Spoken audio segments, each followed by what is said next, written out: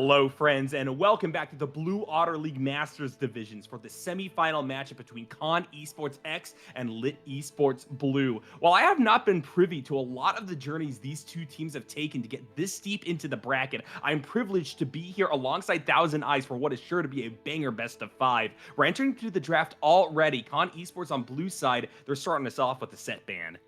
Yes, banning away that set, and now obviously too, we have seen a lot of kind of meta bans. The Udyr has been a very popular ban in this league as well. Jarvan has been banned away a lot, as well as just the common ones you see. Poppy is Poppy being banned means that you're probably going to have to ban Jarvan on the red side now, because otherwise that's just going to get first picked.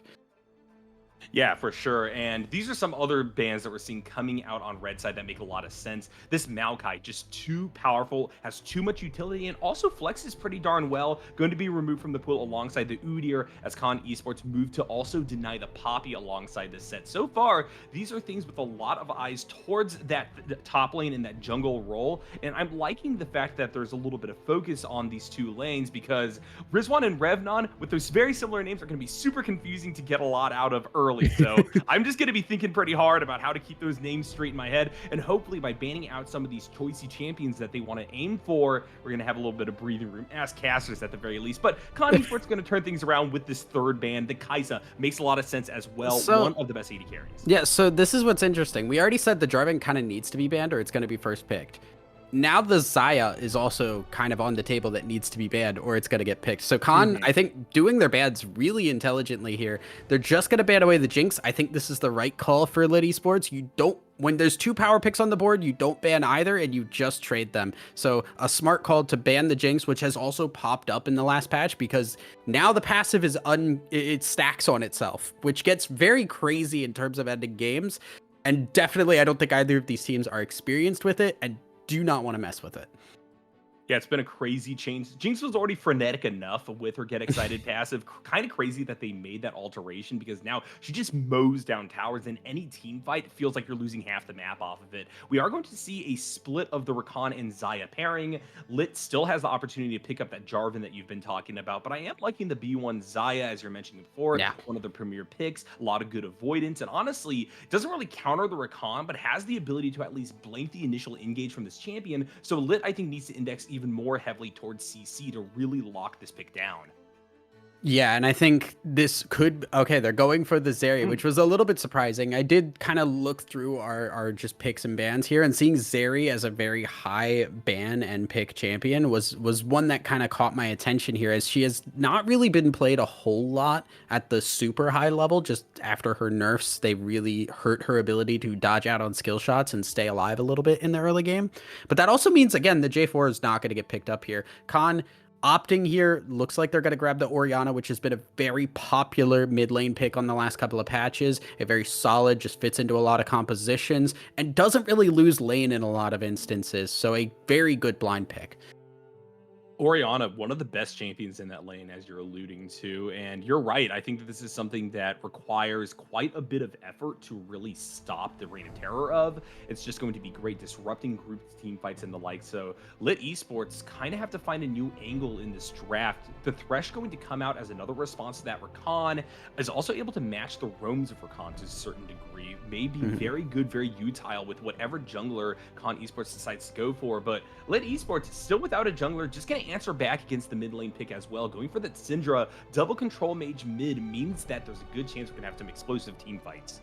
Yeah, and also the Thresh here is very interesting because now you're seeing we have not seen Thresh for a while, and you're going to be seeing, like you said, Rakan wants to try and go for picks, wants to try and roam a little bit, also has very good team fight potential. Thresh generally in the last like year or so, he's been a lot squishier as of late. So now we're seeing the Syndra being picked up, which has a lot of setup for those ganks, for that ability to just roam down to the bot lane, or if Thresh tries to come up. So things can get a little bit dicey there. It's why we haven't seen Thresh, but he has popped up a little bit here and there just because of his capability to get people out when they need to, and also just his flexibility as a champion.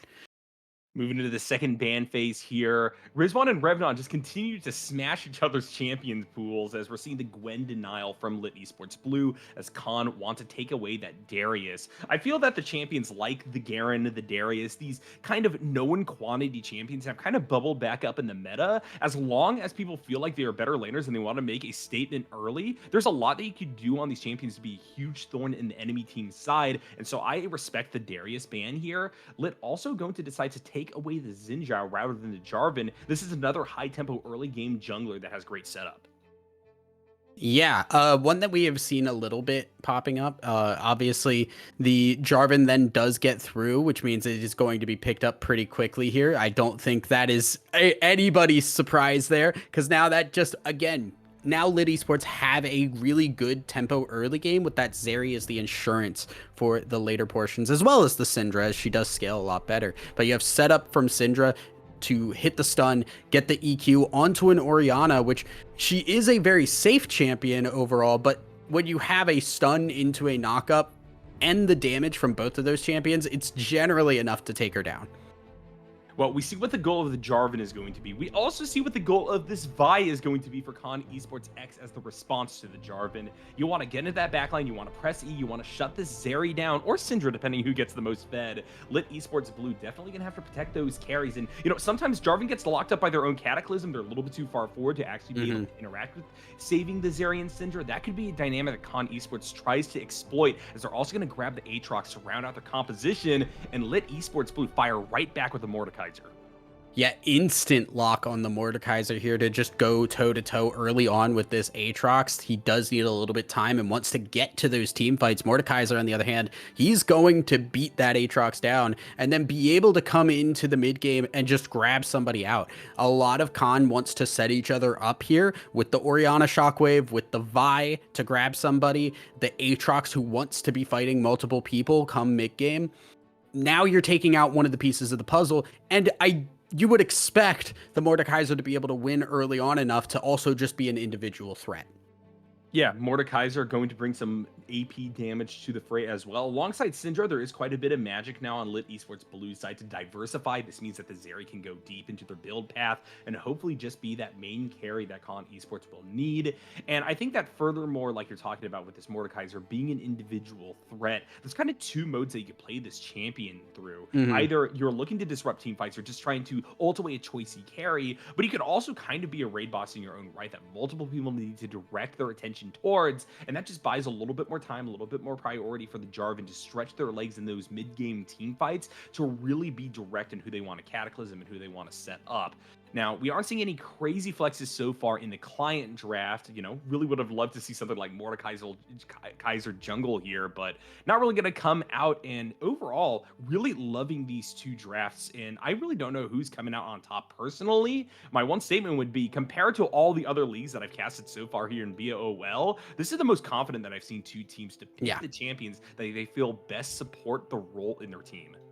Yeah, I think if I had to just throw my gut out there on one of these one of these compositions, I feel a little bit more confident in Lit Esports because they just have that early game presence, right? The Orianna in lane is basically a farm champ. She's not realistically going to win unless there are mistakes made that she can capitalize on. The Vi can be a very good engine for your composition, but again, Aatrox, he's not realistically going to be doing too well into the Mordekaiser.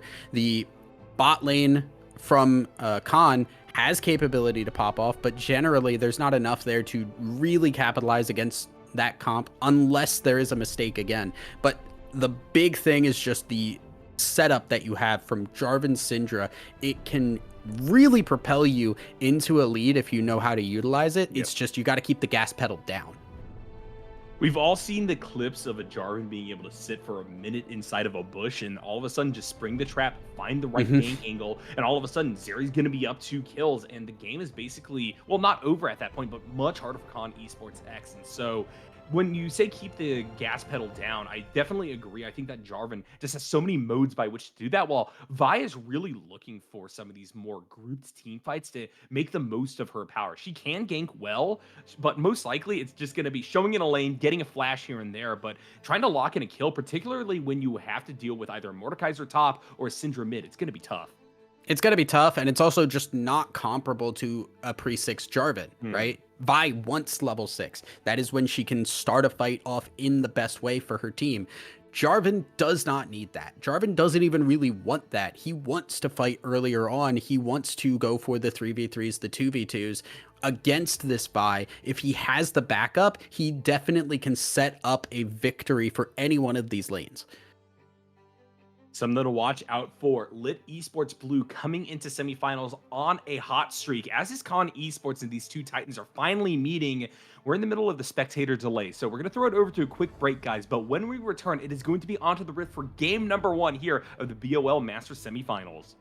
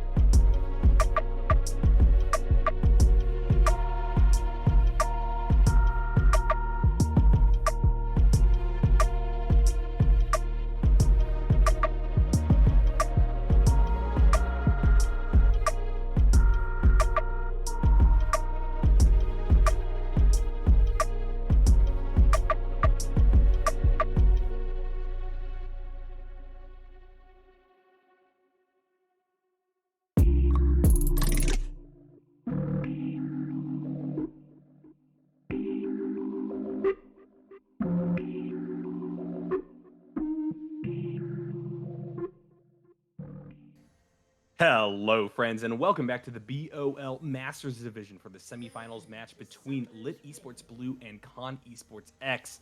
This is going to be quite the exciting matchup as both of these teams have had great regular season records, and now they're really gearing up to try to see who is going to make their first berth into finals.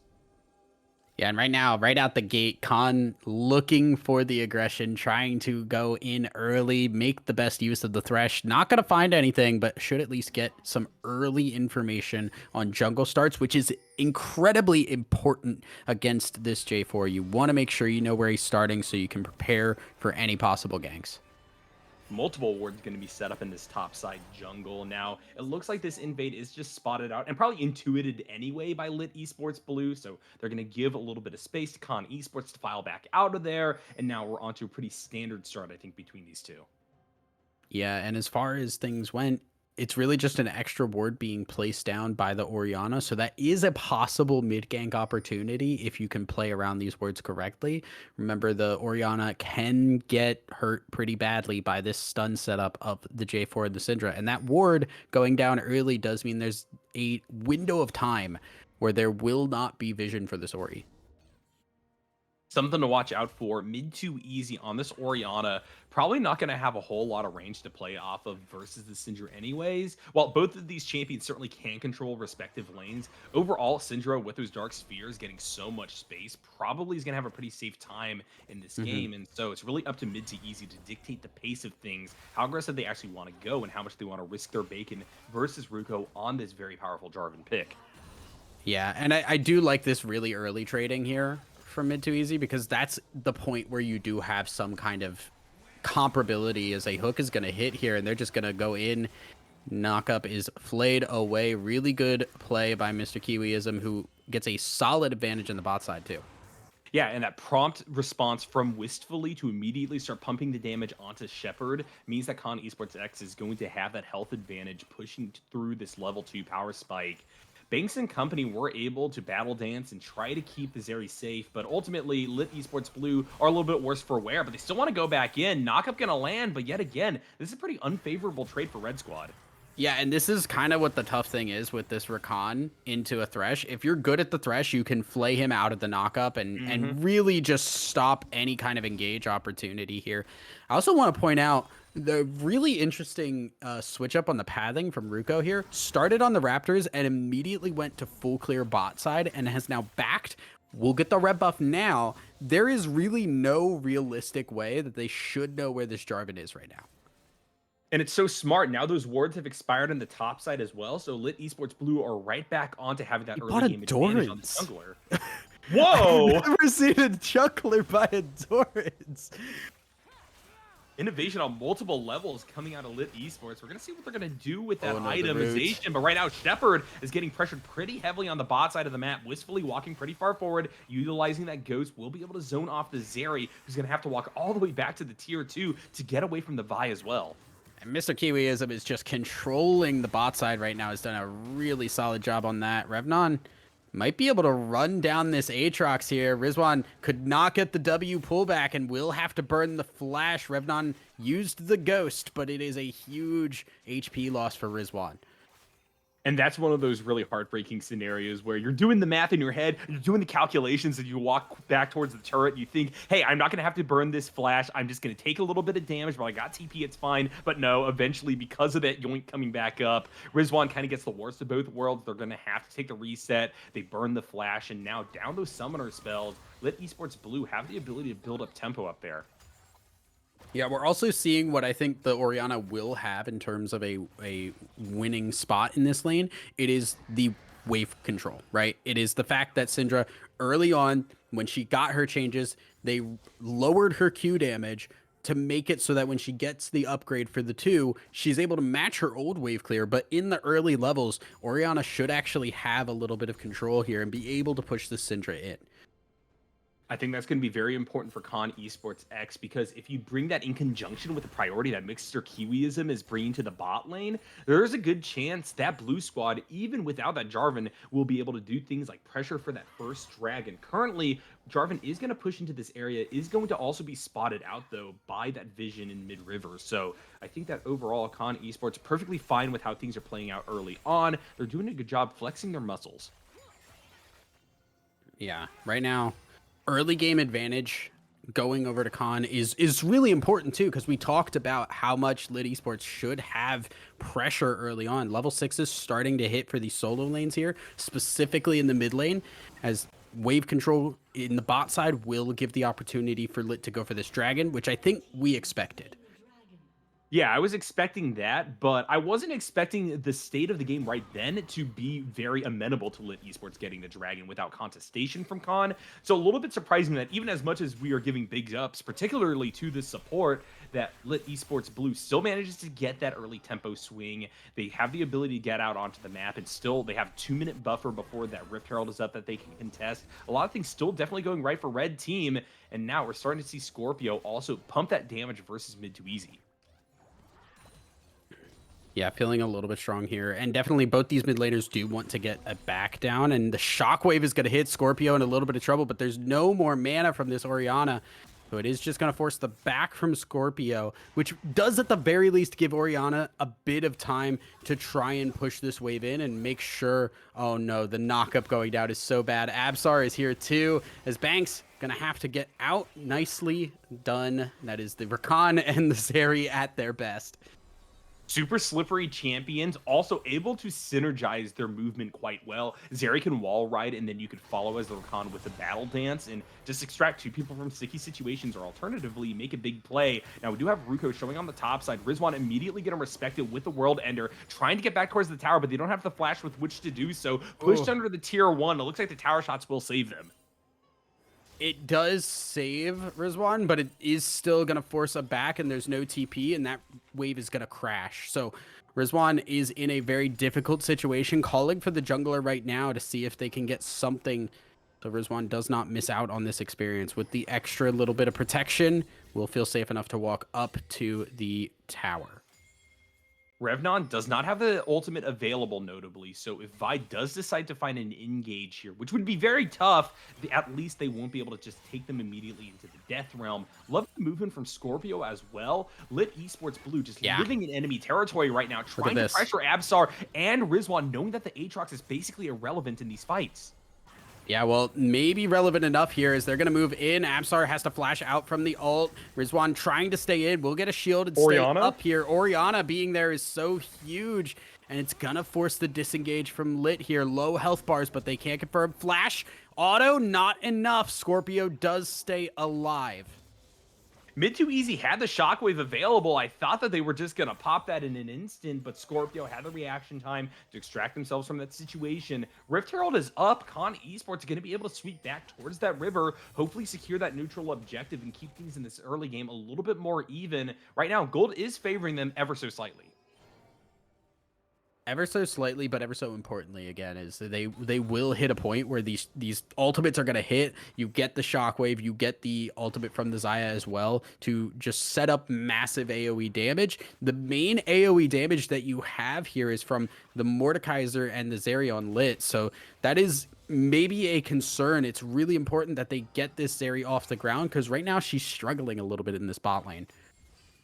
Yep, down about 10, 11 CS at this point in time isn't a ton, but Wistfully is going to continue to pressure this lane. And by the time that the towers fall, it could be a lot larger of a gap proportionally speaking. That's worrisome when you really want to make the most of this early game to scale up. The more that you move the timeline of Zeri's activation back, the more time Con Esports has in the mid game to stabilize. They're able to ride out the doldrums of having to deal with Ruko early, and then there's this kind of dead zone with the champions where now Absar's fully online, and Wistfully is going to be pumping the damage.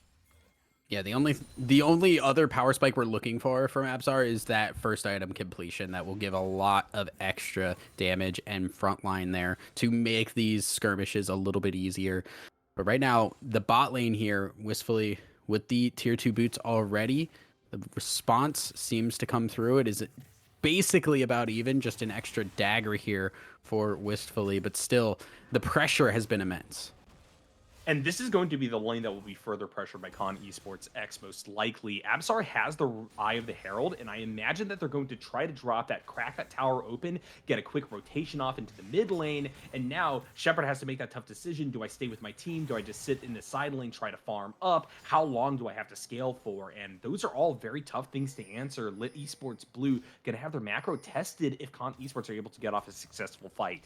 Yeah, and I want to point out here the fact that we did see the early push and the back first from Khan means they get back to the lane first, they get to shove the wave, and now they have control of the Dragon Pit here as it is spawning in 5 seconds. So it was a really smart macro call to push that exact wave and back at that time to make sure they could be there first and then get the wave in and move over to the Dragon, which they are able to start up right now. And this is great. Splitting that versus Lit Esports Blue will deny one of those very easy ways to try to approach an early game win condition. That being said, Vi is taking damage. Oh, Just no. jump over the wall, and here comes the engage. Knockup goes down. Zera gonna go Pikachu. Tries to stabilize, but unfortunately it's not enough. Thresh is just suffocating, actually landing the killing blow. And Wistfully has been holding on to the Featherstorm. Gonna be able to walk away from Revnon. Rizwan now going to hand off that frontline aggro. Wistfully has flash up. Will be able to get out of the Cataclysm. Ruko relentlessly trying to auto this champion down, but they can't do it. And somehow we see a triple kill onto the Thresh. It looked so good at the start there, the stun onto 2 from Scorpio, but the follow-up didn't come in time. The Orianna gets out of that fight and then hits the shockwave afterwards. Then a massive play from Mr. Kiwiism with the Glacial on top of multiple people, reducing their damage. And then it was just clean, easy fighting from there. They could easily wipe up the low health members, and Lit Esports get a really unfortunate fight for themselves after what looked like a good start.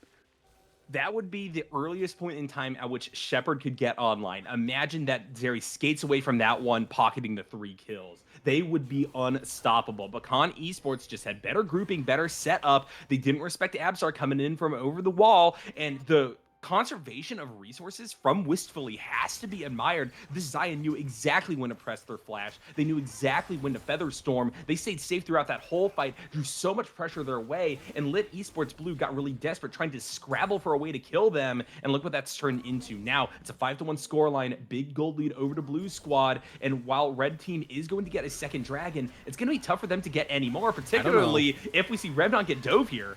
Oh, yeah, and they're able to do that, knowing the cooldown on the Mordekaiser ult, but now Wistfully in trouble, will go very low from the Syndra ult, but the damage just is not there. The CC is enough, and Absar is going to pick up that kill. A very detrimental teleport for Scorpio.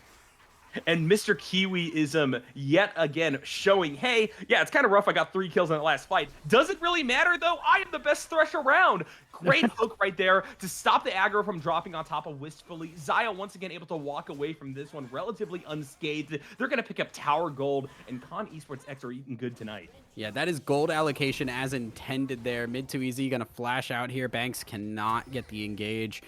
And after all of that, the top lane goes horribly wrong for Lit, and they can't confirm onto mid too easy in the meantime, which is just another win. And all of that also, you know, we like you said, the Dragon went down to Lit after that because they took the bot lane top side for Khan. They took it top, set up that dive, used the Rift Herald, knew that the Mordekaiser ult was on cooldown. A lot of really smart adaptations to the current game state from Khan, and that is partially why they have taken such a huge lead.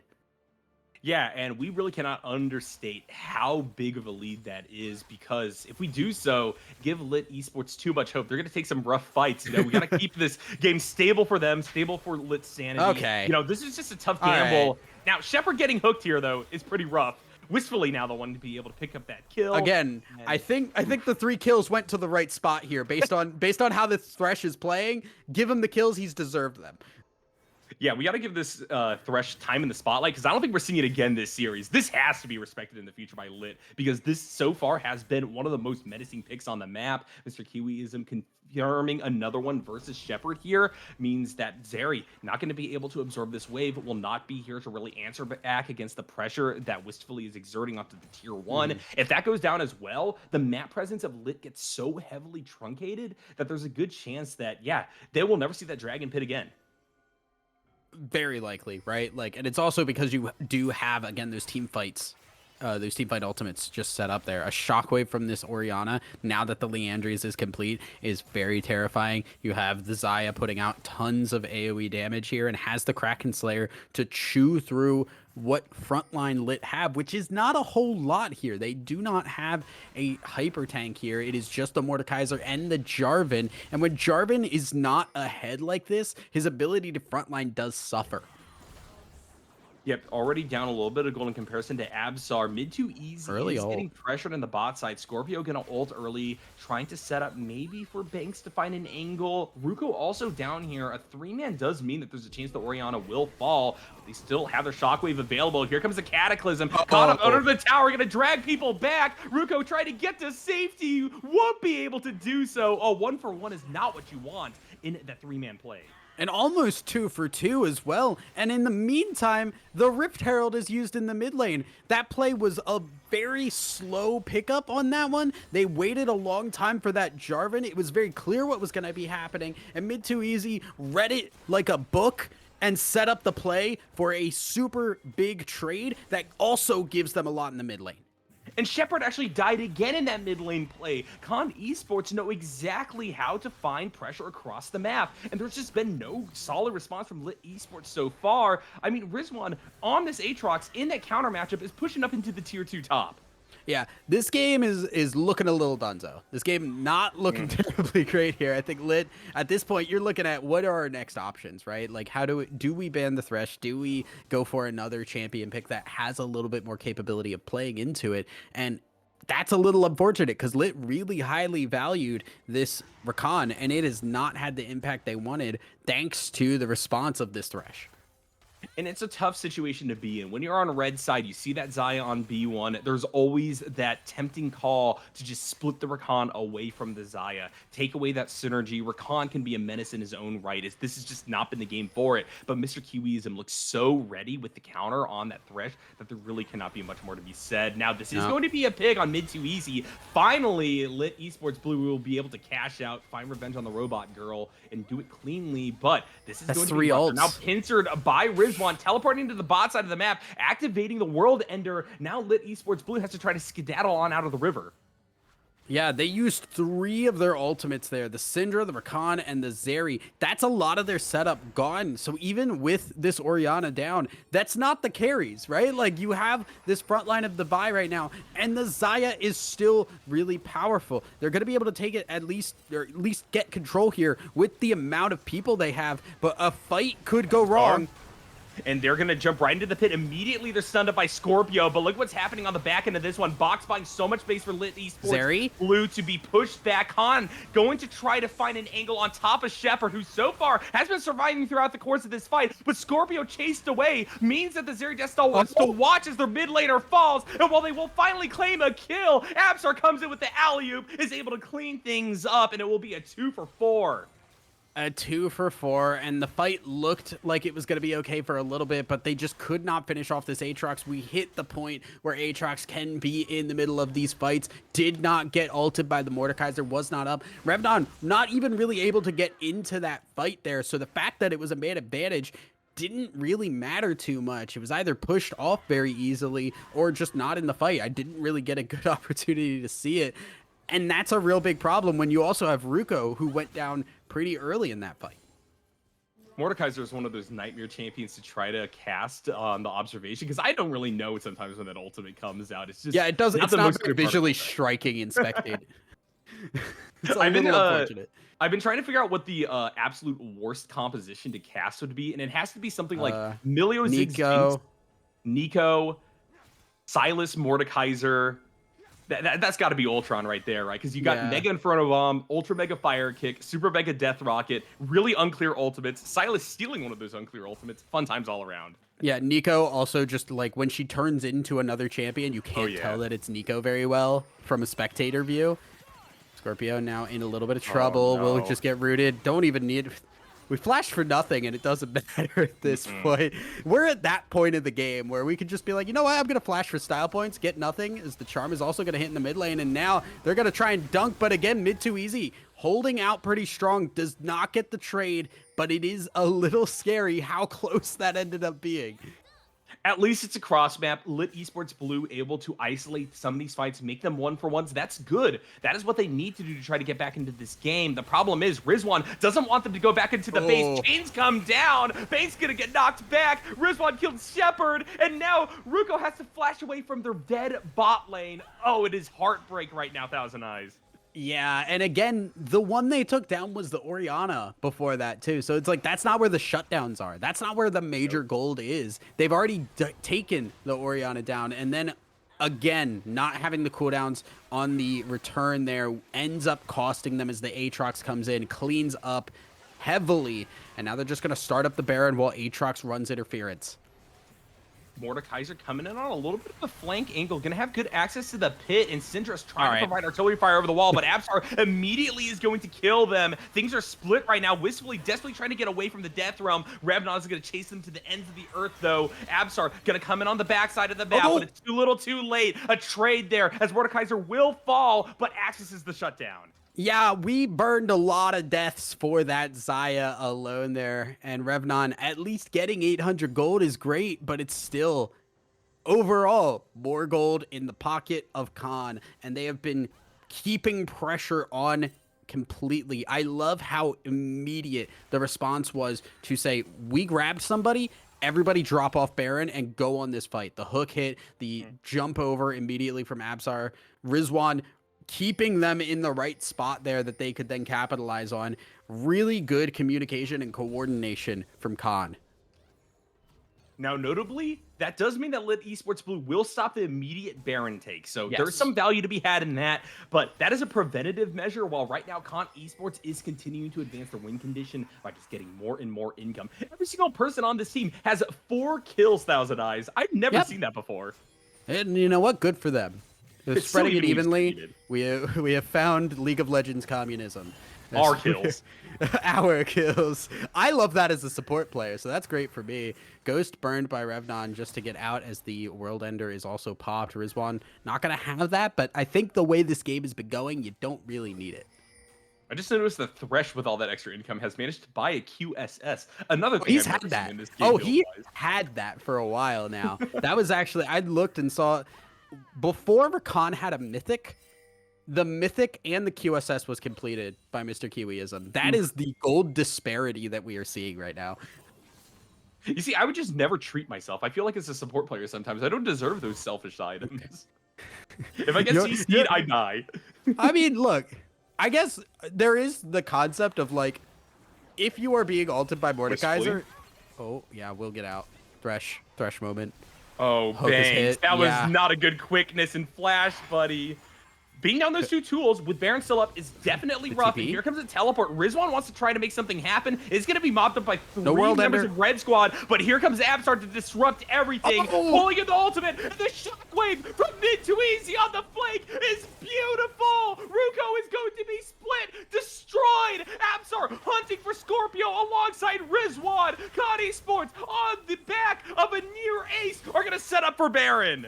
Yeah, I want it on record that I did say the World Ender would not be needed, and I was correct on that. It was a little sketchy, but we did end up getting through that, and the shockwave from mid to easy. The shockwaves throughout this game have been incredible, and that one being one of the most clutch ones to make sure Aatrox stayed alive, got the healing needed, and was able to win the fight from there. A clean ace and a Baron picked up. This game is over.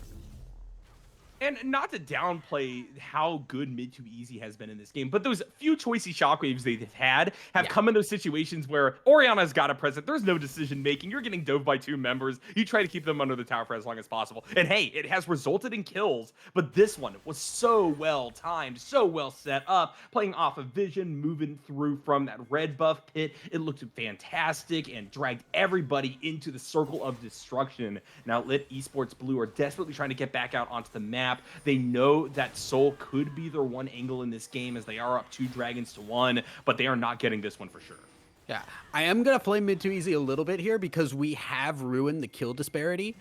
We did have the same, no more 4 kills on everybody. Took the extra one. Wistfully now going to even that up to 6 as an easy pick there. Again, Mr. Kiwiism hitting the hooks non-stop.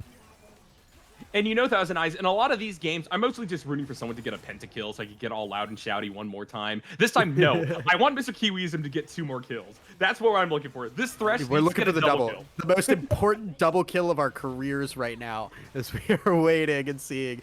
I don't think it's going to happen. Inhibitor going to go down as they are all turning up towards this Aatrox in the middle of the Mordekaiser ultimate will pop out. Charm is hitting, but everybody has to run back. They cannot stay in this fight. And Rizwan still 2v1ing right now. Revdon is going to go low. The shield is huge. Staying alive. Flashes away from the E on the Mordekaiser, but cannot confirm the kill. Rizwan dashing forward here. The healing, the shielding is enough, and Rizwan gets the kill. But at what cost? They're moving in on the Nexus.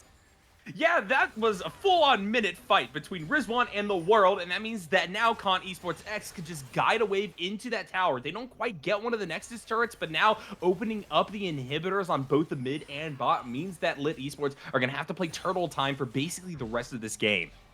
Yeah, and I'm honestly a little bit surprised we did not see more of a push on that side. I think for what it is worth, Lit in this situation did the best that they could, and getting the kill on Rizwan and being able to respond and not lose Nexus towers was a pretty solid move from them. But it is still just awaiting the end here because we are still down about 13,000 gold.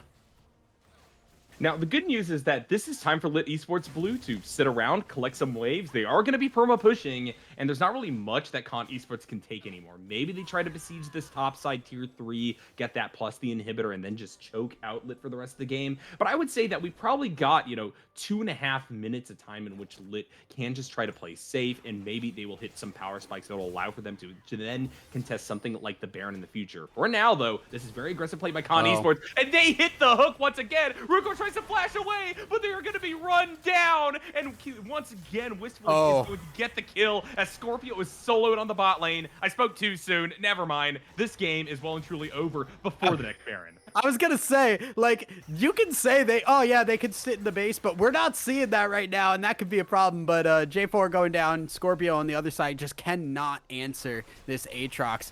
And with those 2 deaths, that is probably at least another inhibitor. And with the shockwave hitting, just forcing the backs here, forcing them to run back to their fountain as they are going to take down the Nexus turrets and most likely end this game.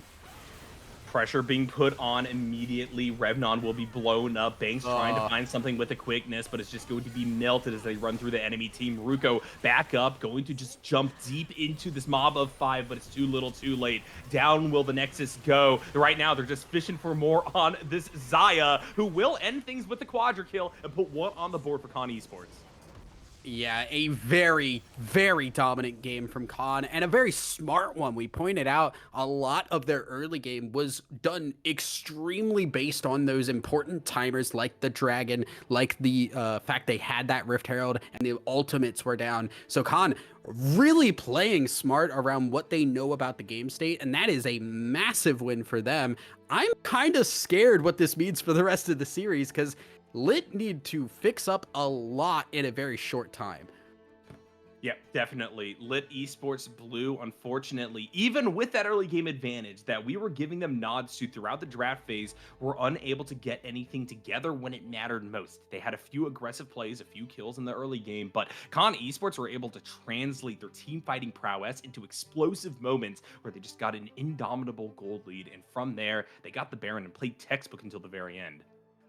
Yeah, and even when they did get caught out a little bit, we saw the Aatrox get a little bit into a bad spot. There's just so much of a gold lead that as long as somebody shows up, as long as somebody has some kind of good play in that fight, it's pretty easy to wipe it up from there. So I hope at the very least, during the point at which this game very much was over, Lit were talking about what do we do from here? How do we respond to this? Because clearly there are some compositional changes that need to be made, and there are some gameplay, just knowledge and timer based things that need to change as well.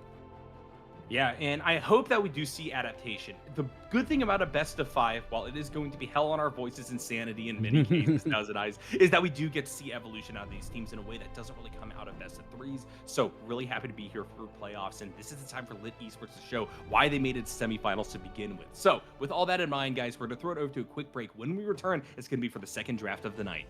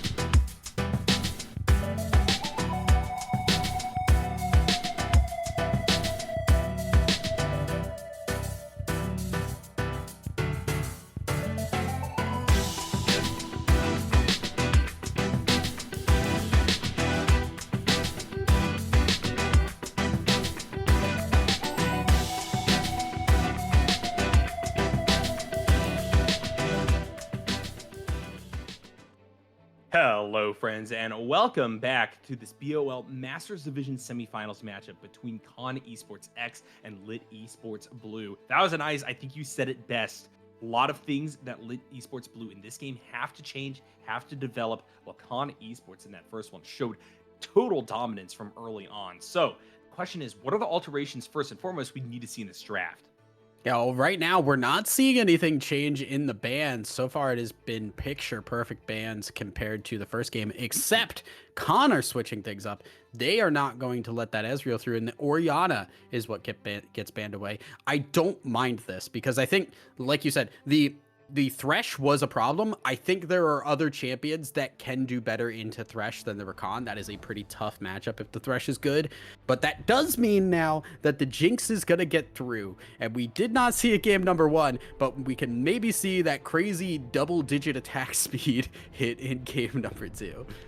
Yeah, I think that Jinx is an interesting selection for Con Esports because they decided to ban out their own Xayah. And then the question is, What else is there to go for besides the Jinx? And luckily, Lit Esports had to respect mid too easy and take away that Orianna instead of denying the Jinx as well. Ooh, So they still get a very solid power pick. okay. But this is a combo from the early days of Milio. I'm happy to see back Lucian Milio taken to the Rift for Lit. Yeah. Yeah, and it fits the same role as a Nami Lucian, essentially, for those who just did not really stick around for that couple of patches. I loved seeing Melio because for a while, like I was really good at Melio. I think I was like number 18 in North America on Melio Nice. for a while. I love that champion, even though he's very simple, he's very fun. And it's just really, really oppressive how much damage you can get down. A Q with the Melio shield on top of just the extra damage coming through, multiple shields. At level 2, you have 5 procs of the passive available across 2 champions there. Mhm. That's a lot of extra damage that Jinx and Thresh do not have a way to heal from.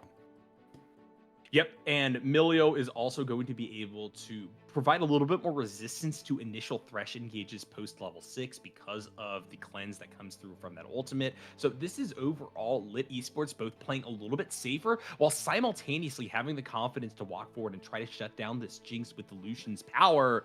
Now, Con Esports are going to fully invest in making sure this Jinx is set up for success. That is an Ivern coming out for Absol. That is an Ivern coming out, and I like that because that gives them a little bit of response to the Melio in 2 ways, right? Ivern's not super reliant on AoE crowd control. He does not really need that. That's not his thing. But he does give important shields to the Jinx that Melio does not really have a way to deal with. All of that damage going into the shield would be really helpful in these team fights, as the Zac is going to get locked in here for Lit. This is their engage tool. This is their way in. Now, it does make it a little bit difficult on the bot side because Thresh can flay out of that, but across the map, that is a very strong early game presence that Lit can work around. Yeah, I'm loving this Zac pick. You're able to just kind of deliver yourself deep into the back line. Your innate tankiness means that once you press R, there's very little chance that you're going to be killed before the rest of the Lit Esports will be able to rush on in and make the most of the disruption that you're causing. I think early and mid game, this is going to be a really powerful pick that Con Esports so far don't really have a ton of tools to deal with besides the Thresh play. So let's see what happens in the second phase of picks and bans, as once again we see the Gwen banned out by Lit Esports Blue, who, you know, from their name, you'd imagine they'd want to go on blue side this time, but they're staying red, and they're also going to ban out the Kassadin, while Con Esports will remove that Mordekaiser and the Darius from the pool. A lot of self-bans coming out of this team. Yeah, very well. Oh, I no, mean, the never mind. It Mordekaiser. Yeah, I was gonna say yeah. the Mordekaiser was on the other side. I like the Mordekaiser and the Darius bans because those are like really. It seemed like what Lit Esports did have at all in the previous game was the top lane. It was that 1v1 that went pretty well, and Mordekaiser had a couple of opportunities to pick up some really important kills in those team fights. So I like seeing the Mordekaiser taken out. Now Lit have to go for something else, and it seems like they have at least something in mind here, as they're gonna pick up the Cassiopeia blind. Not exactly a crazy Cassiopeia game as of right now. The Corki is a little bit more, but still, there's a lot of backline. There's a lot of champions that are not really looking to dive in for Con. They're more looking to kite. Yeah, I'm a little bit interested to see what this Cassiopeia's role is going to be in this upcoming game, because typically you want to bring it in to deny dashes, to deny that forward-facing engage. Right now, it looks like Con Esports want to do nothing except for play super responsively. They want to Yes. ensure that Zac exhausts themselves. They want to ensure that Milio has to use that Breath of Life early on in a fight, that Lucian will no longer have the culling available. Then, with those softened up members, they're going to start working their way in with Ivern Root Collar, or perhaps with this Ornn coming in on the B5, using that Call of the Forge God to great effect. And this is perfect, right? Khan has avoided team fight for a lot of this. They do not want to go for AoE CC, and there's a very important reason for that, because Melio will cleanse a lot of it. Ornn is one of the team fight champions that does have entirely knockups, which you cannot cleanse with the Melio R. So that is a team fight opportunity that Khan have. They desperately needed, and they needed to find something that Melio could not respond to, and that is the perfect puzzle piece for their comp. Volibear at the end. Yet another one of these champions you don't see a whole lot of in the meta, but certainly has a role to fill within this game itself. That big Mhm. crash down, shutting down towers, enabling the Zac to jump forward onto some squishy members makes a lot of sense for the kind of altered laning phase you get following the plates falling. Maybe not all the tier ones have been taken. Should be interesting for sure. That and the Cassiopeia, definitely wild cards on a red squad side. Also, we got the lore matchup, right? Like it's Volibear and True. Orin, they're brothers. Like they don't like each other. They're gonna have some fun little quips back and forth. Hmm. But as far as a matchup goes, right, it should be a little bit Volibear focused in the early game. Does depend what build we do get from Volibear, because there are a couple of different options. I've seen kind of like a Nashor's into tank. I've seen just the full on tank, a little bit of bruisery. There's a couple of ways that you can handle that. Hmm. And with that, Zach, you do have the flexibility, right? You have a front line that is a really strong tank that can go toe to toe with the Orin for just an HP bar.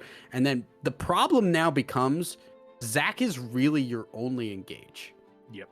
And you have a lot of champs that are either slippery or very solid at frontlining and can just stuff those engages. If Zach gets flayed out of an engage, Lit Esports composition has very little way to deal with the amount of peel that Con Esports have. And even if Zach does manage to get into the back line, I'm a little bit worried about how much Lit Esports will do to play off of that game plan that I laid out earlier, where you're trying to forge Mm, forward and you're trying to build off of the Zach, because Thresh has already used the box provably to great effect in that last game. I think around that first crucial dragon fight where we really start to see the kills come out was the time in which Con Esports most showed the power of that R. Basically, Lit Esports were just unable to access the backline, and from there, Con Esports were able to hoover up tons of gold and get themselves out to a really advantageous yeah. position. How is Lucian or Cassiopeia or Volibear getting past the box? How are they getting out of either side? And how are they going to deal with the fact that Thresh can get tanky and they are going to be playing alongside Daisy from Ivern and Ornn just, well, being Ornn? We know how that goes. Yeah, this again feels like Lit are building a composition that is really reliant on the early game. Melio Lucian have power. The Zac has ganking presence in a lot of these lanes. Cassiopeia, if there is an opportunity to actually just trade damage for damage, Cassiopeia wins that. Corki just wants to poke. It's all about the early game again, and I'm a little concerned because we didn't see it do well in game number one. Mhm. And it's crazy to say that Lit Esports are trying to do something in the early game to get in Undercon Esports X. You wouldn't say that about most Cassiopeia or Emilio teams, but here with the Lucian and the rest of the Mhm. champions facing off against a Corki and a Jinx, two of the latest late game champions that you could grab, With Con an Ivern. Esports X have so much momentum. And yeah, with Absar already proving their mettle on engages with the Vi, I'm really looking forward to this new side of their play early on in the series on the Ivern, where they're just going to be enabling these carries. Yeah. How good's your enchanter play? I'm sorry. Here, we're gonna judge this heavily here. But Do support mains casting, of course we will. yeah, oh, of course, absolutely. I'm absolutely going to flame him if he does not get a shield down at the right time. It's one of the few things that I feel I have some level of knowledge on in this game. But I just I'm just very concerned because none of these lanes seem hard winning enough, right? Like Yep. Ornn has capability of just playing early on. He's one of the few tanks that is kind of hard to duel in the early game. The Thresh Jinx, a good hook, pre-6. There's not a lot of answer to that. The Corki can just stay back and poke. I'm not sure what Lit Esports have as a backup plan because it feels like they just have an idea of what these champions do and not what they do in relation to the composition that they're up against. Yeah, exactly. And we gave Lit Esports the homework of evolving, developing their Mhm. identity, trying to find new angles in this game number 2. They certainly have done so, but I think we've discounted how much Con Esports can also evolve throughout the course of a game, win or lose. And now they're coming out with quite the banger composition, loving a lot of these champions, looking forward to some explosive late game plays. But we're going to see if Lit Esports can tie it up here and now as we're about to move it over to a quick break. Before we do, though, Thousand Eyes, I really got to quickly give a shout out to one one of our sponsors, Coachify.gg. They are one of the premier platforms online to find coaches or be a coach. You're going to be able to be connected with multiple clients at a variety of different skill levels. It's a great place to go if you want to bone up your resume or you just want to learn more about all the esports that we love. So check them out, Coachify.gg, a massive presence in the amateur scene. Really loved seeing them in NACL qualifiers as well. Fantastic group of people over there. But we got a fantastic game ahead of us as well. So with all that in mind, we'll see you guys on the other side of this break.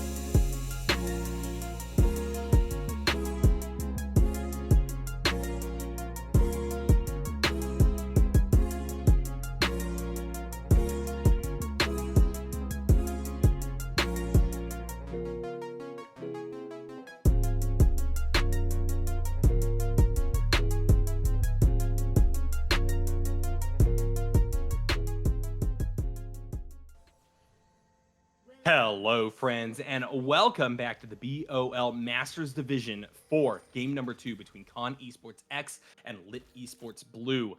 A lot of changes to both drafts, but as you were kind of saying off of broadcast here, Thousand Knives, sometimes it does kind of feel like it's same identity, just different flavors.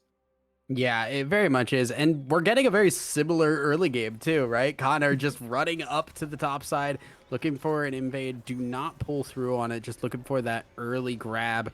And well, for what it is worth, Lit have made a response here to put these wards down early and see any kind of early invade that they can then respond to. I also do want to point out real quick that we do have the heal on the Melio and the cleanse on the Lucian here. So a lot of slippery capabilities here on this bot lane between the Melio wall and the cleanse here with a heal on top of it. But this is already kind of teasing out some of the concerns that we expressed during the draft phase, where Banks and Shepard can no longer go for those super aggressive early game summoner spells. They can't drop an ignite onto Mr. Kiwism or Wistfully if they go low. So it's really just going to have to be raw laning prowess out of these two to prove their mettle in this early game and make sure that this Lucian actually is relevant versus a champion that scales as well as this Jinx does. Yeah, it's a little concerning how much that the lack of an ignite really does take this down, right? Usually when you're like doing something, again, this is akin to a Lucian Nami, that ignite is huge because it gives you a lot of power to just try and poke people out and be really obnoxious here and put them at a death threshold that has to be respected. That's not going to be happening in this game. It has to all come from your own natural damage. At the very least, we aren't seeing Dorn's Shield Milio, which is just a concession that there's absolutely no way to walk up in a Orange lane like this. shield. Yeah, I used to do, or not Dorn's Shield, excuse me. Okay. Relic Shield. Okay. There we go. Relic shield. You put the fear of God in me with that statement. I was playing Clash yesterday. The Tom Kench support on the enemy team went Doran's Shield with the Senna. I was like, Senna? okay, the Senna's gonna go Sickle. They didn't. They just both had items. They had no vision for the whole Clash. When this happened. I need to get in your Clash games. They sound a lot easier than mine. I mean, come on down to tier 4 where people don't buy support items, I guess. That is goofy.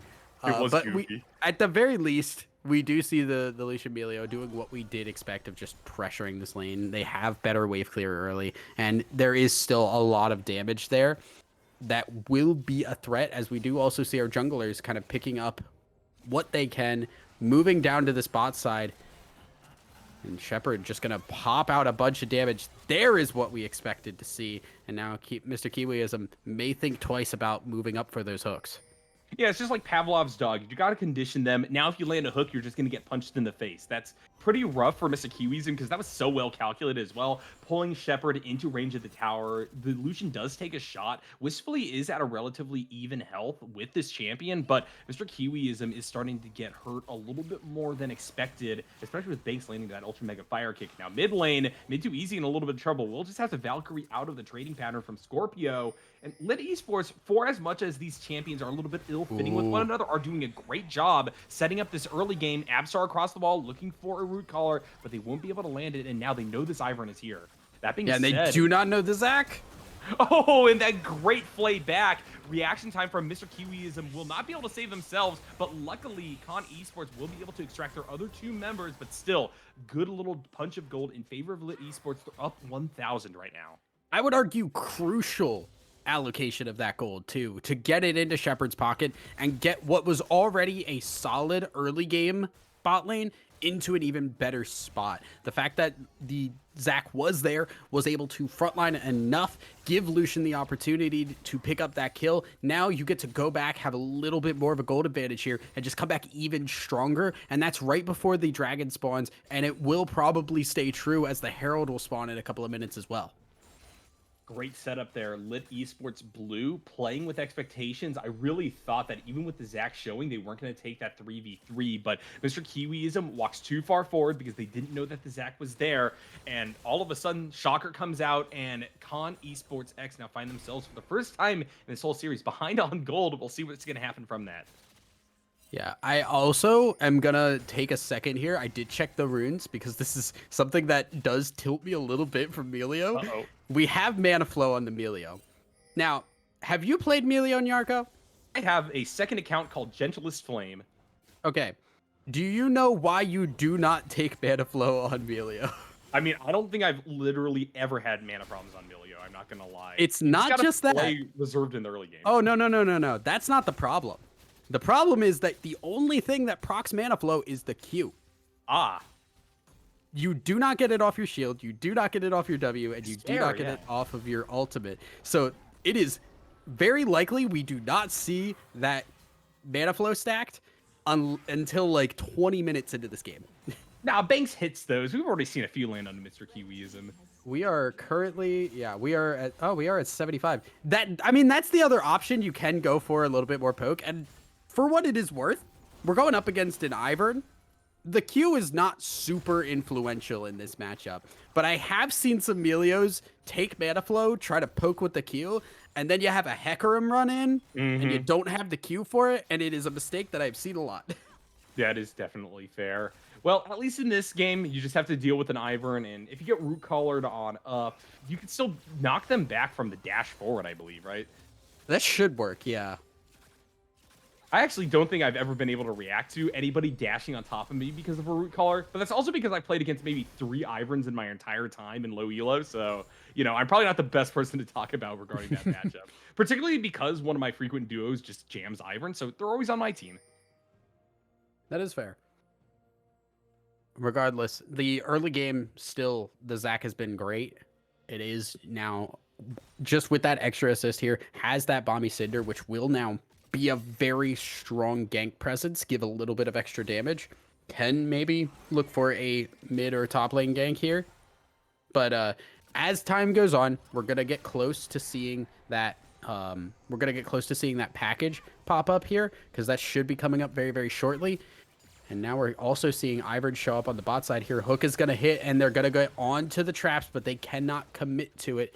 Possibly because they do not know where the Zac is. Yeah, the control ward inside of that bush near the entrance to the river mouth means that Lit Esports Blue are able to play so confidently. And yes, Banks takes a bad trade, but that is not damning by any stretch of the imagination. Wistfully doesn't want to walk up. They don't want to risk Ruko showing once again and just kind of wrecking what was otherwise a good engage. And so Con Esports X will just be on the back foot down there for quite a while, I think, until they're able to get a vision situation changed. Yeah, and that's really Oh unfortunate. no. Oh, they're just going to go in on this one. Grab, put him into the W. A perfectly played gank in the mid lane. The kill goes to Ruko, which is less than ideal, but it was still perfect lockdown. I think that Ruko is happy to get those stats early too. It's kind of similar to what we're Oh talking yeah, about. Ruko's happy. Yeah. Scorpio, on the other hand, is angry enough to chase Absar all the way into their own jungle. Right. Yeah, and what does Ivern do about this? Is now we're going to see bot lane too. Mr. Kiwi is immediately taken low. Lantern is thrown down. Banks will take a couple of hits from the rocket launcher here. But now Mr. Kiwi is, again, now cannot walk up very easily for these hooks. Yep, and that's the problem with playing Thresh. Typically, you don't want to jam it into these poke-oriented matchups. Here against the Milio, I thought it would be fine, but Banks is doing a great job playing with space and knowing the limitations that come from the vision that Con Esports has to deal with. And from there, they're just able to play for these really impressive trades that so far have been putting Lit Esports Blue ahead. But here comes Absar across from the Tri-Bush, and Banks immediately has to flash forward. Ignite on top of the Milio, gonna try to cleanse that out. Throws down the Cozy Campfire on top of Shepard. Super Mega Death Rocket, though, is going to be able to exceed the healing. And now Wistfully is on the board. Yeah, it's honestly, since those buffs, the Jinx rocket damage has been pretty surprising here, and it just takes the Melio down immediately through the heal, through the ultimate as well. Banks just a little bit too far forward, and ward was not enough. Now, Absar getting a little bit caught out at the blue buff here. Daisy kind of wandering around, not providing a whole lot yet, but we'll at least give it escape for Ivern, who will get away. Blue buff will not be taken today. We got a minute before next drag spawns up, so Ivern realistically can just take a reset here, walk back out onto the map, and maybe contest this neutral objective. But Con Esports are still down a little bit of gold, about 1,500 all told, so I don't know if that's going to factor into the decision-making process. Right now, Lit Esports Blue are certainly stronger overall. They certainly are, but you also have to remember a couple of breakpoints here, right? We are starting to see Corki build up a little bit. We'll have the package on back. And then does not have TP, but again, with the package, you do walk a lot faster. Rizwan now going to finish that Sunfire, a very important item. And if they get an opportunity to walk down to that Dragon Fight, that is an advantage over Revnon right now. Yeah, at the same time, if you leave Revnon in this top lane and you just gambit away that dragon and say, hey, Volibear, take that top lane tower, it could be rough. We see the calling fired off by Shepard to soften up Wistfully, taking them below half health, and they're just looking to continue to besiege this tower. It's not just continuing to besiege the tower, but it is putting the Jinx low just before the dragon fight. So now it makes this fight even more difficult, despite the advantage that they may seem to have in this lane at this moment.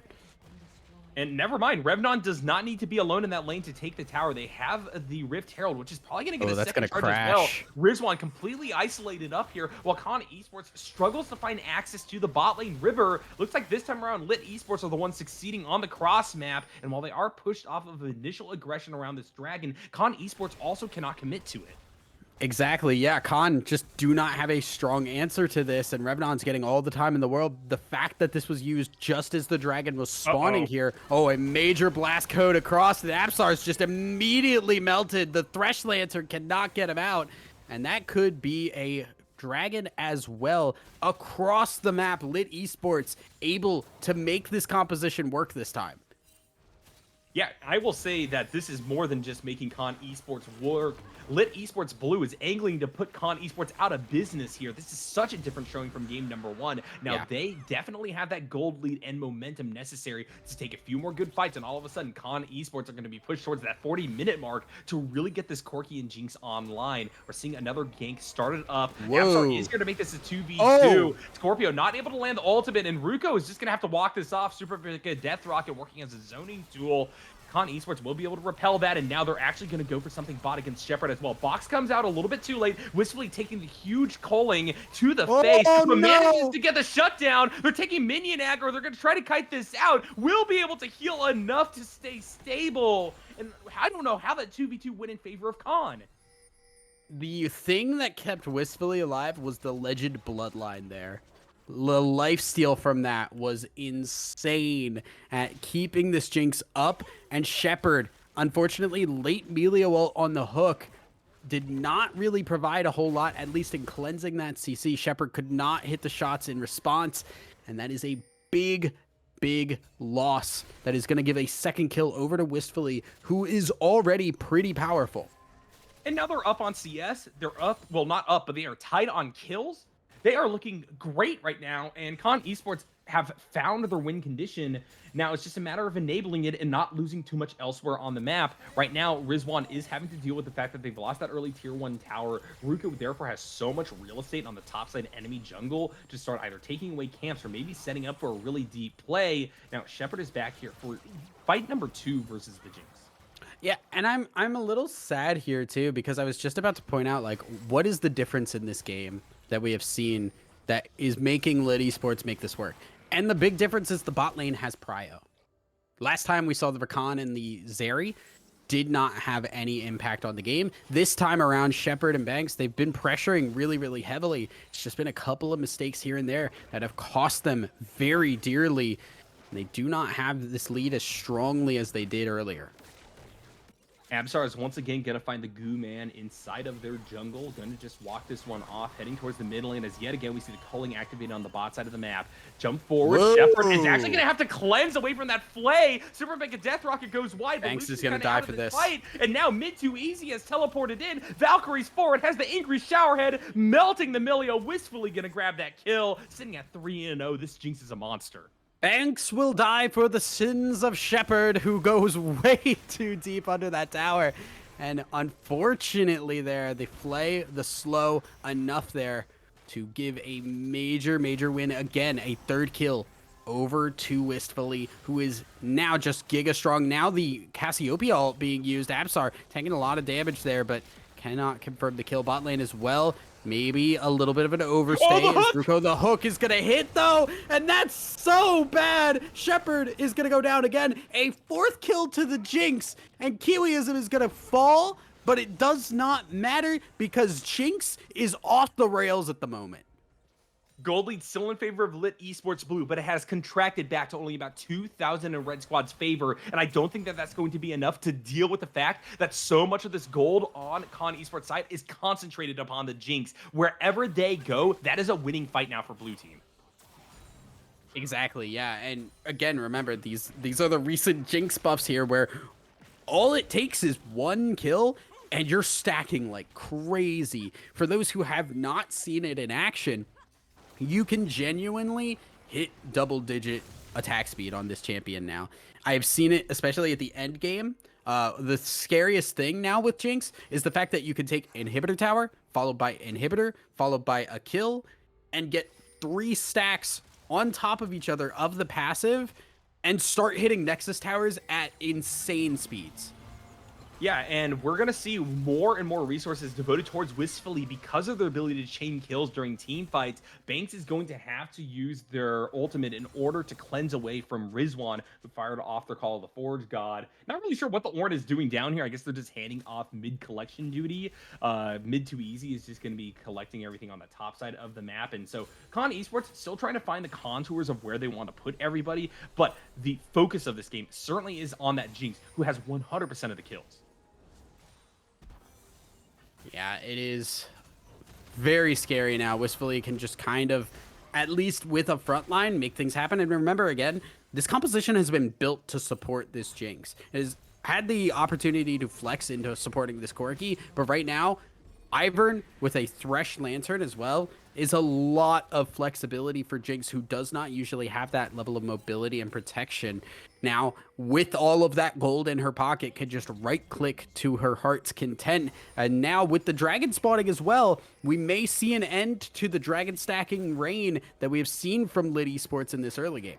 I think Lit actually need to go for this. They still have the gold. They can make a confidence play. They can shut this Jinx down, and the game is in their pocket. It is a gamble for sure, but Revnon has the teleport from the top side of the map. Rizwan doesn't have Call to Forge God available, but Lit are just going to respect this and walk it out. Yeah, and I don't think it matters whether or not Rizwan is there, because what do you do about Jinx? Because Jinx can just run through this here. Doesn't even care about the ground and flashing away from it, but now Ruko, a massive engage. Shepard using the culling on the side. Rizwan trying to come in. No Call of the Forge God, like you said. Revnon now coming in. They may be able to dive this tower here. The Volibear ult is ready to go, and mid too easy cannot get back to the team. Zach is looking, but they're not going to go for it. A lot of resources burned by Lit Esports Blue to try to find a kill. They don't even get the tower off of that play. I'm a little bit surprised that Revnon didn't just activate that ult, and that would probably give the time necessary for Scorpio and Shepard to hammer down that tier 1. Even if it wasn't for a kill, at the very least, they're getting gold into their back pocket. They're going to be able to use to further bully themselves out onto the map. And given that we're moving towards Baron Nashor, I think having dominance in that mid lane regarding waves pushing is super valuable for this team. Yeah, it felt like it was almost a fight that needed to happen there for Lit. They needed to find something, some opportunity, and that might have been one of the better options, right? Because it feels like Lit, while they are technically in the lead here, the fact that the gold is exactly where you need it on Khan, and the fact that they have the scaling here, again, you need to keep pressure. You need to make sure that you're not just waiting for the next opportunity here. And that fact that Ruko and Revnon could not capitalize on that, maybe something they look back on and think twice about how they played this out. And that's why I was a little bit more frenetic and I think desirous of Lit Esports trying to go for something on that bot lane dragon than you were, because I really needed to see them try to do something early in this game, because the more space you give to Con Esports to scale, the more they will become powerful in a way that Lit Esports will not be able to match late. And therefore, we're starting to see little tinges of desperation from Lit across the map, trying to find kills, but coming up empty-handed. Even topside right there, Rizwan was just able to walk away from a play. Yeah, just do not care at this point. A hook onto the Melio, gonna put him under the tower. It was Mr. Kiwiism trying to make something out of nothing here. Has to burn the flash to stay alive. That maybe not the best of trades. And now Lit Esports are going to commit a 3-man move into this top side. They have Cassiopeia also slithering their way into enemy territory. It looks like there won't be any chance of setting up for something like a big angle onto the Corki, but they are just going to move over to the Baron because the apps are showing bot, and so this could still be huge for Lit Esports. They're going to busy themselves with Revnon, but Khan overall don't really have the resources to try to dedicate to interrupting this big purple worm. Yeah. Can we take a second to talk about the fact that Riftmaker Hullbreaker is a build you can do in this video game? Because that's a little bit silly. Banks getting a little bit low. Mid too easy might just go in on that one. Yeah, just going to follow up through that. Takes the kill on to the Melio, but at the cost of the Baron going down. And Revdon still pushing on this bot side. Rizwan cannot answer this anymore. We have maybe figured out who the better brother is in the 1v1, and it seems to be Volibear, as that tower is going to fall. And with the influx of gold to the Baron, Lit finally finding their way into this game and getting a solid lead that was desperately needed. This is not at all what I expected, but I discounted the value of Revnon pushing those side lanes, forcing a multi-man army to come their way in order to stop them from taking towers. And even then, the Ivern was not enough, by the way. They just had to walk that back out, and now the tier 2 is gone. Lit Esports has priority once again over this bot side river, and it is going to come, crucially, a minute before this next dragon spawns up. All of a sudden, they're right back on track of obtaining that soul, and from there, these objectives that Con Esports really need to start interrupting become a lot more tenuous, even with the Fed Jinx. Exactly, right? Like there's pluses and negatives here that you have on the side of Khan, right? Your Jinx has all the kills, but on the other hand, the negative, your Jinx has all the gold, right? If Jinx dies, all of a sudden your composition does not do anything because Corki alone will not be enough to burn through this Zac, and especially not a lot to do about this Volibear, who is just going to keep split pushing. And that is where Lit Esports composition kind of does pretty well, right? They kind of work individually in a way that does not exactly work the same way for Khan. We do have a skirmish here in the outskirts of Con Esports' jungle. There's going to be the sniping use of the Ornn ultimate. Rizwan's trying to find space with the headbutt, is going to absorb a lot of the culling. Good pullback, and that is going to be Zac's passive popped. And I don't think the Lit Esports are going to dedicate a whole lot of time to trying to defend those blobs. Now, with the dragon up and a jungler down on Lit Esports' side, Con are going to move forward, and I think that this is their fight to win. Yeah, this is a major tempo loss here. Not only did Ruko end up losing out on his life there, they're going to lose out on the dragon because of it. But again, it does not matter. Even if the team fight doesn't work out, Revnon is going to do Revnon things and keep split pushing. The inhibitor is going to fall. You're sending Ivern. They're not even going for the dragon anymore. This fight has broken out into a complete just brawl. And this is so rough. Ivern not through with the rest of the team. It means that Mr. Kiwiism is just going to die in an instant. Wistfully is going to turn their cannons on top of Revnon, who's still going to be able to pick up a fadeaway kill. And while Jinx is activated off that passive, they aren't going to be able to get to the remaining members of Lit Esports in time to actually contest this dragon. Now, Soul Point very much in the cards as Zac is back up, and Lit Esports have really found their calling card. Yeah, the fact that Revnon exists means that even though Ruko goes down, it doesn't mean anything because they have to answer Revnon, and that means they can't take the dragon. And that means, again, we get to just back off, reset a little bit, give time for Ruko to respawn, and dragon goes over, Soul Point over to Lit Esports. And even the gold gap is starting to grow once again. This wasn't necessarily the most effective Baron buff of all time, but at the same time, Revnon definitely appreciated it, and that is the way in which we're starting to see the gold start to grow back in favor of Lit once more. So Con Esports have to find some permanent answer for Revnon at this point, or they're going to be losing inhibitors every time they commit for a play. And credit to Lit Esports as a four-man group outside of Revnon. They're doing a great job pushing and pulling Con across the map. They're desperately trying to find engages, and Lit are just providing none. Yeah, you're just stuck in this constant catch-22 right now, where Rizwan is a tank that needs to exist as the engage for Khan. Lit just are constantly pressuring and never allowing them the opportunity because Revnon exists and will just push over and over again. Ruko now going really far forward again. Trelly is popped here. And reflecting back on the draft really quick, Thousand Eyes, I think that one of the things that has become really clear throughout the course of this game is that I feel like Khan actually needs to respect how good Wistfully is even more than they do right now. And what I mean by that is that Rizwan was another champion there to shore up team fights, but this Jinx got fed on their own. I think that they just need to go for something to deal with Revnon in the solo lane. And while I'm talking about all this, Absar's just dead. Now let's see if there is going to be a counter engage. Rizwan fires off the Call of the Forge God, but because it's in this choke point, Khan actually can't really find a way over the wall. And now Ruko is looking for something behind the tier 2. They will be flayed back, but Mr. Kiwiism no longer has the tool available to repel Shepard, who's going to go deep for a play. Banks a little bit too deep as well, is going to die though, and Jinx is yet again activated, which means Lit has to back off. Definitely a little bit awkward, but while this is all happening, Revnon has taken down the turret, and we might see two coming out of this. Ultimate will shut it down for the time being. Kiwiism misses their hook. Volibear is dead, but that is a Nexus open.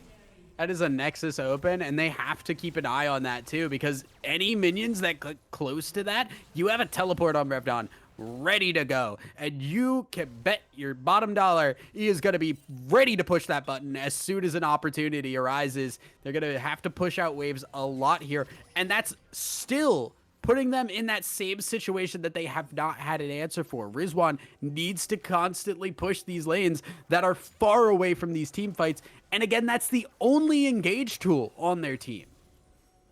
Mr. Kiwi isn't proactively looking for a pick, but once Ooh. again, Hook's just not landing. Scorpio could have been dead there, but now Shepard has found an angle to soften up Wistfully, who has to flash back as the Lantern only brings them closer to Scorpio. And now inside of this choke point, Daisy is going to have to be expended to zone away Red Squad. Lit Esports are going to be pushed back from the river, but Khan also has to lick their wounds, and this is more priority over to Red Team to try to go for another Baron.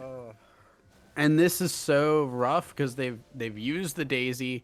They have to back away. And now they're just going to immediately go here. The teleport from Scorpio to just go onto this Baron. You have a Melio Lucian and a Cassiopeia. And Zach can tank this for days. You're going to be able to take this down very, very easily and risk almost nothing doing so in the process. And there goes the Baron Nashor. Lit Esports Blue, given the pushing threat that Revnon brings to the table, may just look to end the game off of the empowered minions. Khan just don't have much of a map to play off anymore. And furthermore, this buff comes right at the ideal time for even if they don't get the base, they're at the very least going to try for Soul. Yeah, it's kind of looking a little dunzo here. As I don't know what your answer really is outside of like maybe you just have to like call Revnon's bluff and just go for a team fight engage in the 5v4 here and hope you can stop Revnon in time. But they have kind of opened enough wounds here that really doesn't feel like a possibility at the same time. There's not really any more sacrifices you can make that will not cost you heavily. There is the fact that the inhibitor is still up, so that's at least a little bit of extra time you can buy, but it does not mean a whole lot when there is a hull breaker in play. Yeah, what I would say is that this is the correct game plan that you've elucidated. The problem is this needed to come before Revnon opened up the Nexus by taking down both turrets. Oh, If yeah. you use those as your bargaining chip this late into the game, sure, Lit Esports Blue could struggle in a 4v5. Furthermore, Wistfully will just be able to chain through your team, maybe start taking down towers in kind, but Revnon eventually is going to get that base open one way or the other. And while that would put them a step forward, Khan Esports no longer have the ability to try to go for that play. And now look at this. They're split so deeply trying to deal with the Hullbreaker Volibear. Yeah, I would argue in most games, you do not want to give up your Nexus towers. Nope, That's not never usually. that's never in my game plan personally. I don't know if you have something different, but for me, has not worked out great too many times. But You know, as a support player, when the Nexus towers go down and we're being swarmed by supers, that's the only time I'm allowed to farm as a support. So I'm happy. No, I'm just kidding. Yeah. Horrible time. for me, it usually means that I have to go into chat and tell my teammates to stop yelling at each other because things are hitting the desperation point where everyone wants to give up. I don't think we're going to see the same thing from Khan. I think they're going to feel a little bit stronger about their chances here, but that is the soul picked up. It is Chemtech Soul, which is generally not one of the better souls, but it's still a soul nonetheless, and another PowerPoint to add to the notch that Lit Esports have pulled for themselves. It's also Chemtech Soul with big resistances onto Revnon, who already is getting so giga-buffed by their itemization and level advantage. So this could still be an incredibly difficult fight, even if it is a 5v5 for Khan Esports with all the damage they have back. And here comes the firing volleys to start this off. Rizwan just going to shoot out their Call of Horde God. But look at how deep Ruko and company are going. Scorpio using this advantage to try to wade their way in. And here comes the power slam deep into the midst of Khan Esports X. And they're just going to clean them up. Nobody can answer the Volibear. The Jinx has fallen. Mid too easy will not be able to defend the Nexus. And game number 2 will go over to Lit Esports Blue. Yeah, the fight looked like it had an opportunity, but then all of the cooldowns for keeping people alive were gone. The redemption was gone. The Ivern shields were no longer there. The Thresh didn't have any more flays to get people off of the backline. And because of that, the paper-thin health bars got eviscerated by Lit Esports. A very solid game, and a lot of props given over to Revnon, who opened up that game where it looked like it was starting to get a little bit scary. And I'll eat humble pie here. I thought this was just a clear draft gap, but Lit Esports Blue saw the angle. throw the Lit Esports Draft Gap meme into the Twitter. I will go ahead and retweet it because I think that y'all deserve it here. Seeing that the Ornn was one too many champions indexed towards a group fight to favor Con Esports means that they found this side laning advantage that just completely took over the game. And honestly, as a 5, Lit Esports got enough of a gold lead following those 2 Baron buffs to still be able to just bowl over the scaling composition of Con Esports. And that is a great way to start off this series. 1-1 in a best of 5. Both of these teams desperate to make it Yeah. to grand finals. I'm also just with that though, I do want to point out something that is still a little worrying for me, right? Because we All have right. that gold graph on our screen right now. You can see those dips. Those are not insubstantial dips in gold because we're looking at such a huge gold graph, right? Like we're seeing 1,000 gold dips in these graphs, which is a lot to be dropping in a game where you feel like you should be winning this, right? Like if you are getting this far ahead, losing 1,000 gold at 21 minutes where you have a 5,000 gold lead, that's a little scary. That's a little sketchy for me, and I hope that we can see Lit clean that up as we go into game number 3. Yep, there are still things to improve upon, things to grow from. Con Esports now have the burden on their backs, though, to try to find a response to this new identity that Lit has established here in game number 2. Let's see how they do it on the other side of this break. We're going to be in draft number 3 in just a second.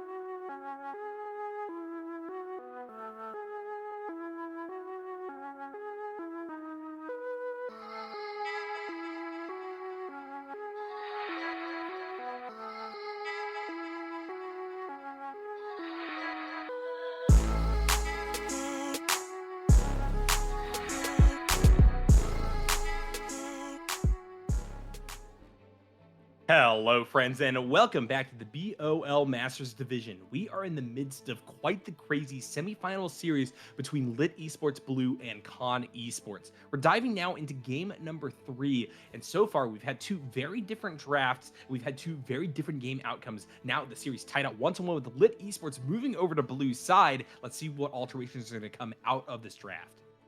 Yeah, and I mean, obviously, we're gonna get at least two more games here, right? We're 1-1, gotta hit three.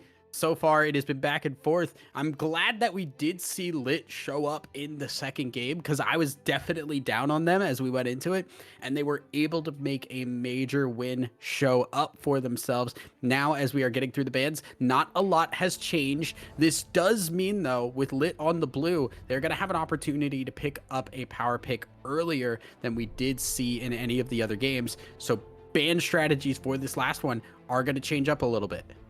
I'm interested to see what Lit actually goes for on the B1 because as much as the Volibear was the central focus of game number 2, I don't think that they're going to be prioing Revnon that hard. I don't think that Volibear is the premier choice in the top lane. So there's a chance that we start seeing more focus being brought back towards Shepard. Ruko maybe going over to the Jarvan again could be a good call, but Con Esports still has one ban on the table anyway to deny a choicey pick away from Lit. Yeah, it's interesting also to see Lit, who banned away the Kassadin earlier in this draft. They did ban it in the second phase last time. This time, opting to grab it immediately. And now we can kind of see why, because there is a lot of focus on this Orianna, which is a little surprising to me. Orianna has been a very, very good pick, but it has not felt broken enough that you need to pick it up immediately. And that means Khan, again, do get the Jinx, and they're going to grab the Jarvan again, which I would personally classify as stronger power picks at the moment.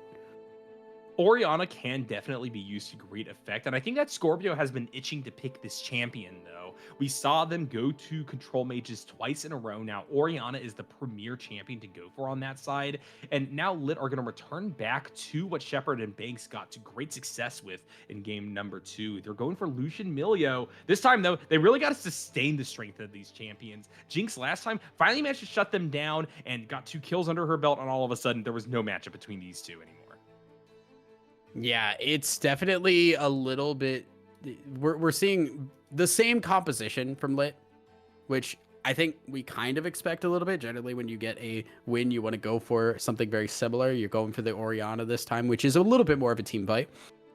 But now we are seeing Khan go for the split push, right? We have seen so much of it from the side of Lit. Now Khan on the red side gonna grab the Gwen, which does not have a lot of really good answers here as we go into our second ban phase, and we're taking away what options there are. The Darius is gonna go away. There's the possibility we take that Volibear off as well, because that is another very strong duelist that we did see just run through. It was 16,000 damage to towers. Ornn literally had 0. For me, though, it becomes a matter of Khan just needing one answer to the Volibear for me to be a lot more comfortable about their team composition. I don't think that Khan had a losing game plan. They actually just went too hard for that game plan without trying to respond to what Lit was doing. Now that they have the Gwen, who's going to be able to chop through some of these tankier bruisers that oftentimes are the premier split pushers within the meta, I don't know if it needs to be respected, but Khan really don't want to have to deal with it one way or the other, so it will get the knock. Yeah, and think about it game 1 to game 2. We had the Aatrox in game number 1 that went up against the Mordekaiser. That's definitely a much more even matchup than something like an Ornn versus a Hullbreaker Volibear that is split pushing. Now, Gwen, like you said, has a very similar kind of makeup to Aatrox, where the split push is pretty possible, but Gwen also can team fight pretty well if you get that need to work through multiple people. It's just a little bit more split push focused usually. All right. Well, Con Esports also are reserving counterpick here. I imagine we're going to just be seeing the support, but honestly, because we're seeing both the support and the mid laner from Lit Esports, don't really know how effective it's going to be. A lot of Red's power this time around was just in getting a Jinx into Jarvan runner. No way this Shaco is actually getting. All right, yeah, we don't talk about hovers. We don't talk about hovers. They're all fake. But I mean, yeah, you would expect a support pick to be locked in here. Gonna go for the mid lane, it seems, as the Corki will be locked. We are last picking support, which either tells me we have kind of, I mean, okay. there's either some crazy support that they want to pick here, or it's just the fact that Orianna's already been locked. You know what you're up against in the mid lane. Why not just pick something that you know is there and hold a support pick so you don't know what you're going up against for this Jinx and you don't know exactly what you need to grab here. The Xin Zhao is going to get locked in a very similar style of jungle to Jarvan, so it becomes very much who is getting ahead early as an Urgot gets picked up to go toe to toe here with this Gwen. I really like the Urgot pick. I think this is going to be a raid boss that is one of the few champions that Gwen cannot fully deal with 1v1. Now, there is a point in time in which she's eventually going to be able to break through the wall, but that comes a lot later in the game than you would expect. This Urgot going to be a menace for sure, as Khan are really starting to cycle through their options on that support role. Let's see, Mr. Kiwiism, what is going to be what you're dedicating to this counter pick? A Blitzcrank coming out against an Urgot. Yeah, and I can see why they wanted to hold this one. They definitely wanted to see, okay, what are we getting here? If we get a tank, top, and jungler, we do not grab this. But with the Xin Zhao, who is relatively squishy outside of the ultimate, and the Urgot, who does get beefy, but is still capable of being killed, not a hyper tank, you get the opportunity to run the Blitzcrank. Nobody's really going to feel super comfortable blocking the hook for anybody else. And again, it is a champion that Melio cannot cleanse. That is true. Yeah, the Blitzcrank putting all of their power into that hook that Mr. Kiwiism has proven time and time again to be very consistent at landing, I think will be a great boon to Con Esports, but you have to hit them at the right time. And I gotta say, game number 2, there was a little bit more shakiness during core moments where we needed to see the Q land.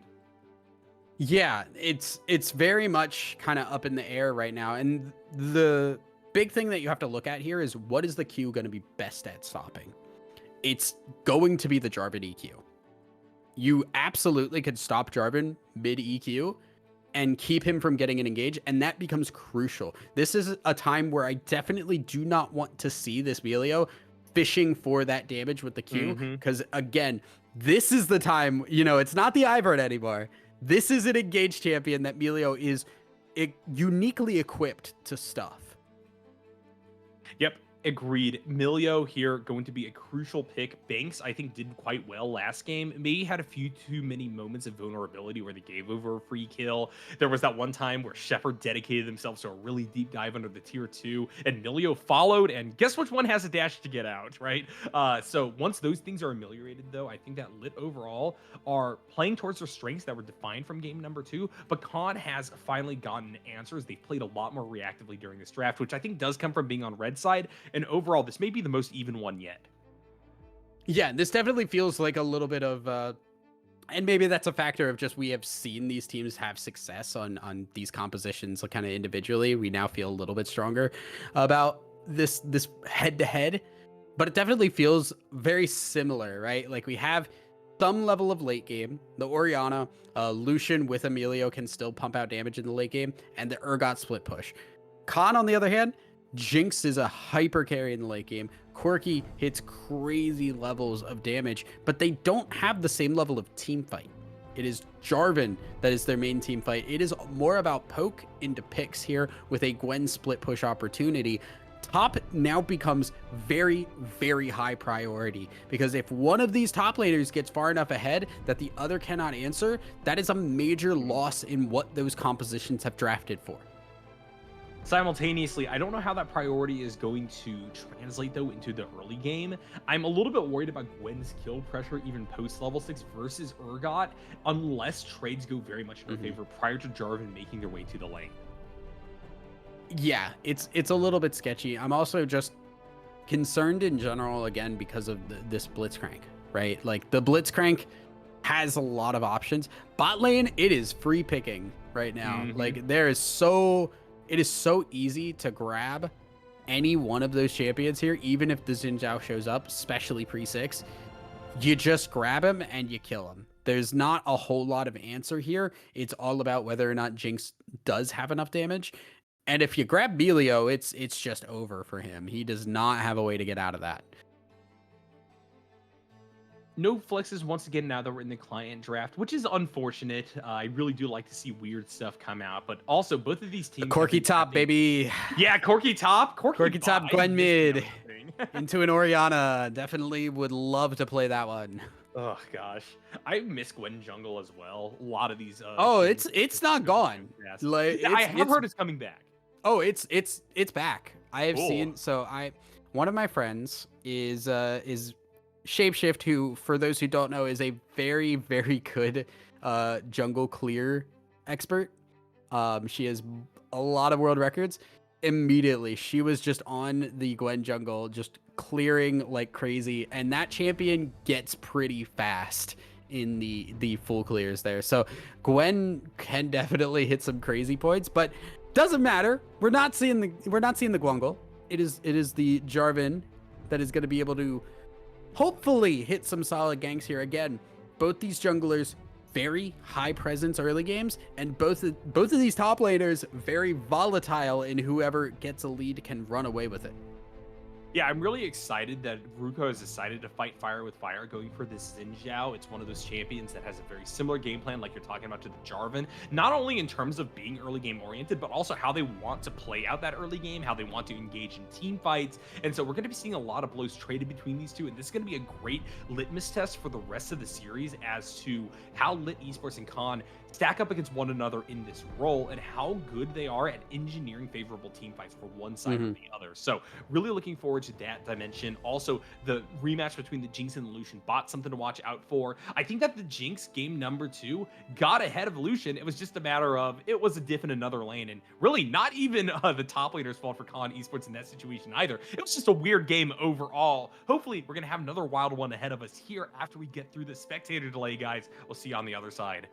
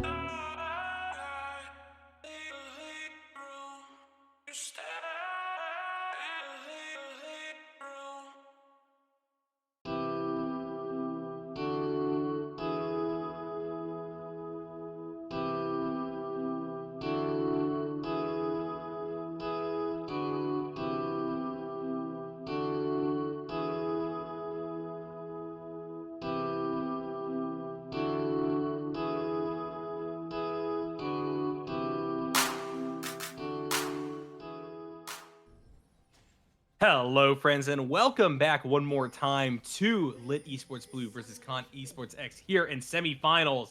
Blue Squad really has a penchant for moving S5 today for either team, as they are just going to zoom forward towards Mr. Kiwiism, who's going to just fire off a Q for good measure to repel Lit Esports Blue, and now Con Esports have the chance to group up. This is quite the wild early game. Let's see if it turns into anything. Mr. Kiwiism super far forward here, trying to make a Another confident play, hook. trying to get a flash. Hook comes out. They read the flash. Scorpio pulled back. And now here's the chase down. However, Khan doesn't really have the damage so far. They will finally get on top of the Orianna. But Rizwan is so The deep shields. in territory. This could be traded 1-for-1. Rizwan is going to be able to get the kill. Will Fallen Kind has the teleport available to get back to the lane once they're up. But now Lit Esports are just dedicated to trying to poke Khan as much as possible as they retreat back to their side of the map.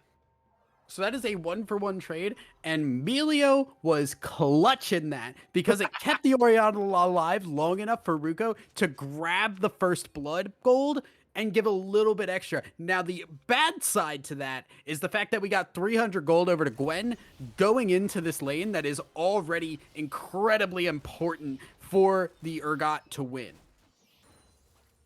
Yep, Urgot really enjoys the early game power spike that he has against most champions. Gwen in particular, not exactly the best champion in the early game, but is going to have this fight buoyed a little bit by the fact they're able to get that extra ruby crystal. In general, they still are indexed pretty defensive because of the Doran's shield. See, I remember my item names, that was nice, but we do have a very early gank into the mid lane to talk about as well. Scorpio, without a flash, just getting preyed upon by Absar and mid too easy, who gets the kill. Yeah, and that's just preying on the lack of flash there. What was at least a good trade in the first part, that is kind of what Jarvan could do, right? Like, you could just take advantage of that really, really heavily.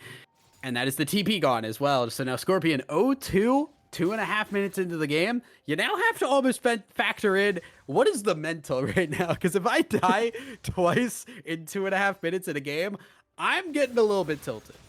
Yeah, I agree. I think that Scorpio just has to realize that this is kind of an inevitability. I don't think that they played wrong by having to walk up to contest that wave. Orianna cannot let mid too easy on the Corki free farm in this early game, even if they are down the flash. Sometimes you just got to take the L, you got to take the death on the chin, and hopefully you're going to be able to rally your forces. Ruko is on the Xin Zhao, so as soon as mid too easy oversteps, there's a chance to fire right back. I think Lit Esports Blue is still very much in this.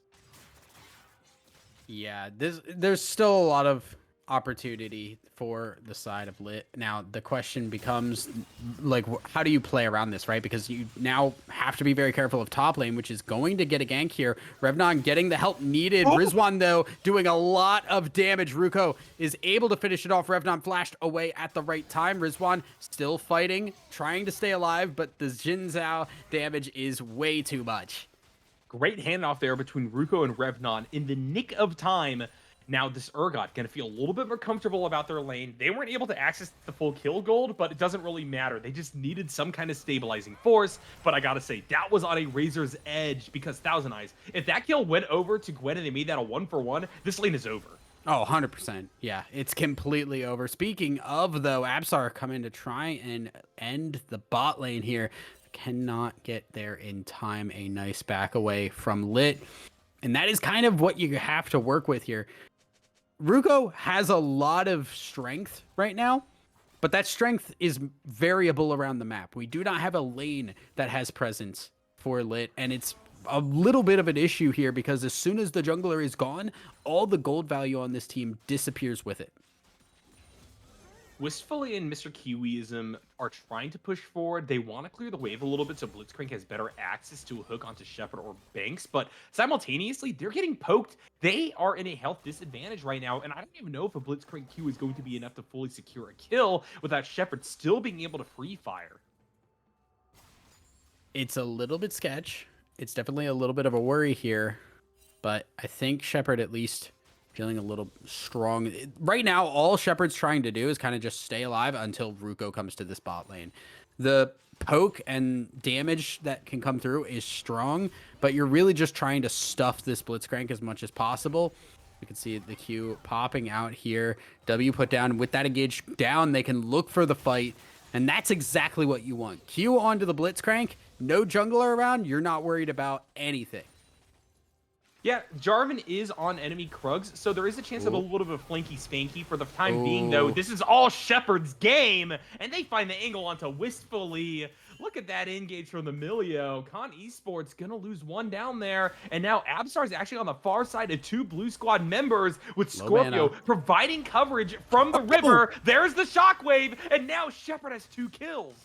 all of a sudden, Lit just opened the map wide open. Bot lane getting the kill. I was going to point out, we do not have to run the cleanse this time. So you have the exhaust, you have the combat summoner. And that just meant as soon as Mr. Kiwiism was not healthy enough to continue fighting and did not have the hook, you just converge on the Jinx and get the kill. Scorpio also with the heads up play to run down, hit the shockwave at the right point to pull the Jarvan back towards Lucian there. Really clutch.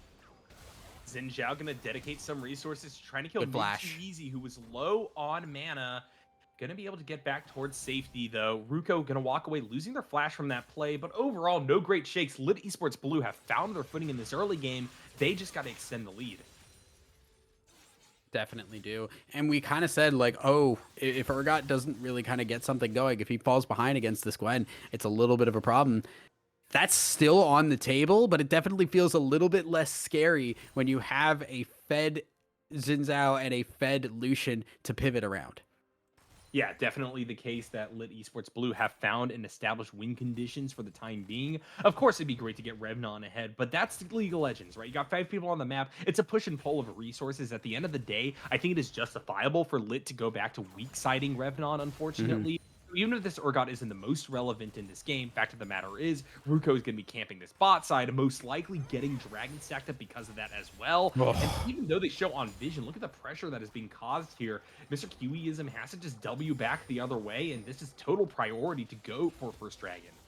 Yeah, if you're playing in the wave, Blitz really can't do anything. And if he tries to go in and like just flash in or something, the Xin Zhao is around, cannot fight against that. It just gives full presence to Shepard, who can shove that wave in and get that early dragon that was very, very important to grab here. So it will give a little bit of extra resistances that are sorely needed for this Urgot.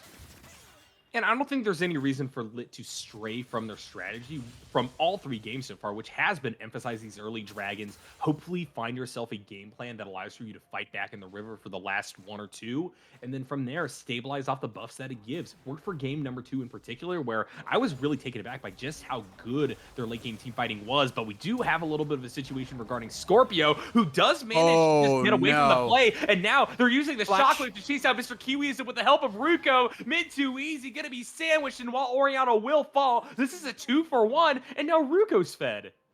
All of a sudden, it is now just Ruko's game to completely control. This is a jungler's dream. You're playing a jungle with heavy early game presence and also 4-0. You control the map. Jarvan cannot fight you. You are capable of taking so many objectives. The question now becomes, can you capitalize on it? You have a very large advantage. You have to do something with it because Xin Zhao is not just a champion. You can wait for late game and make something happen with him.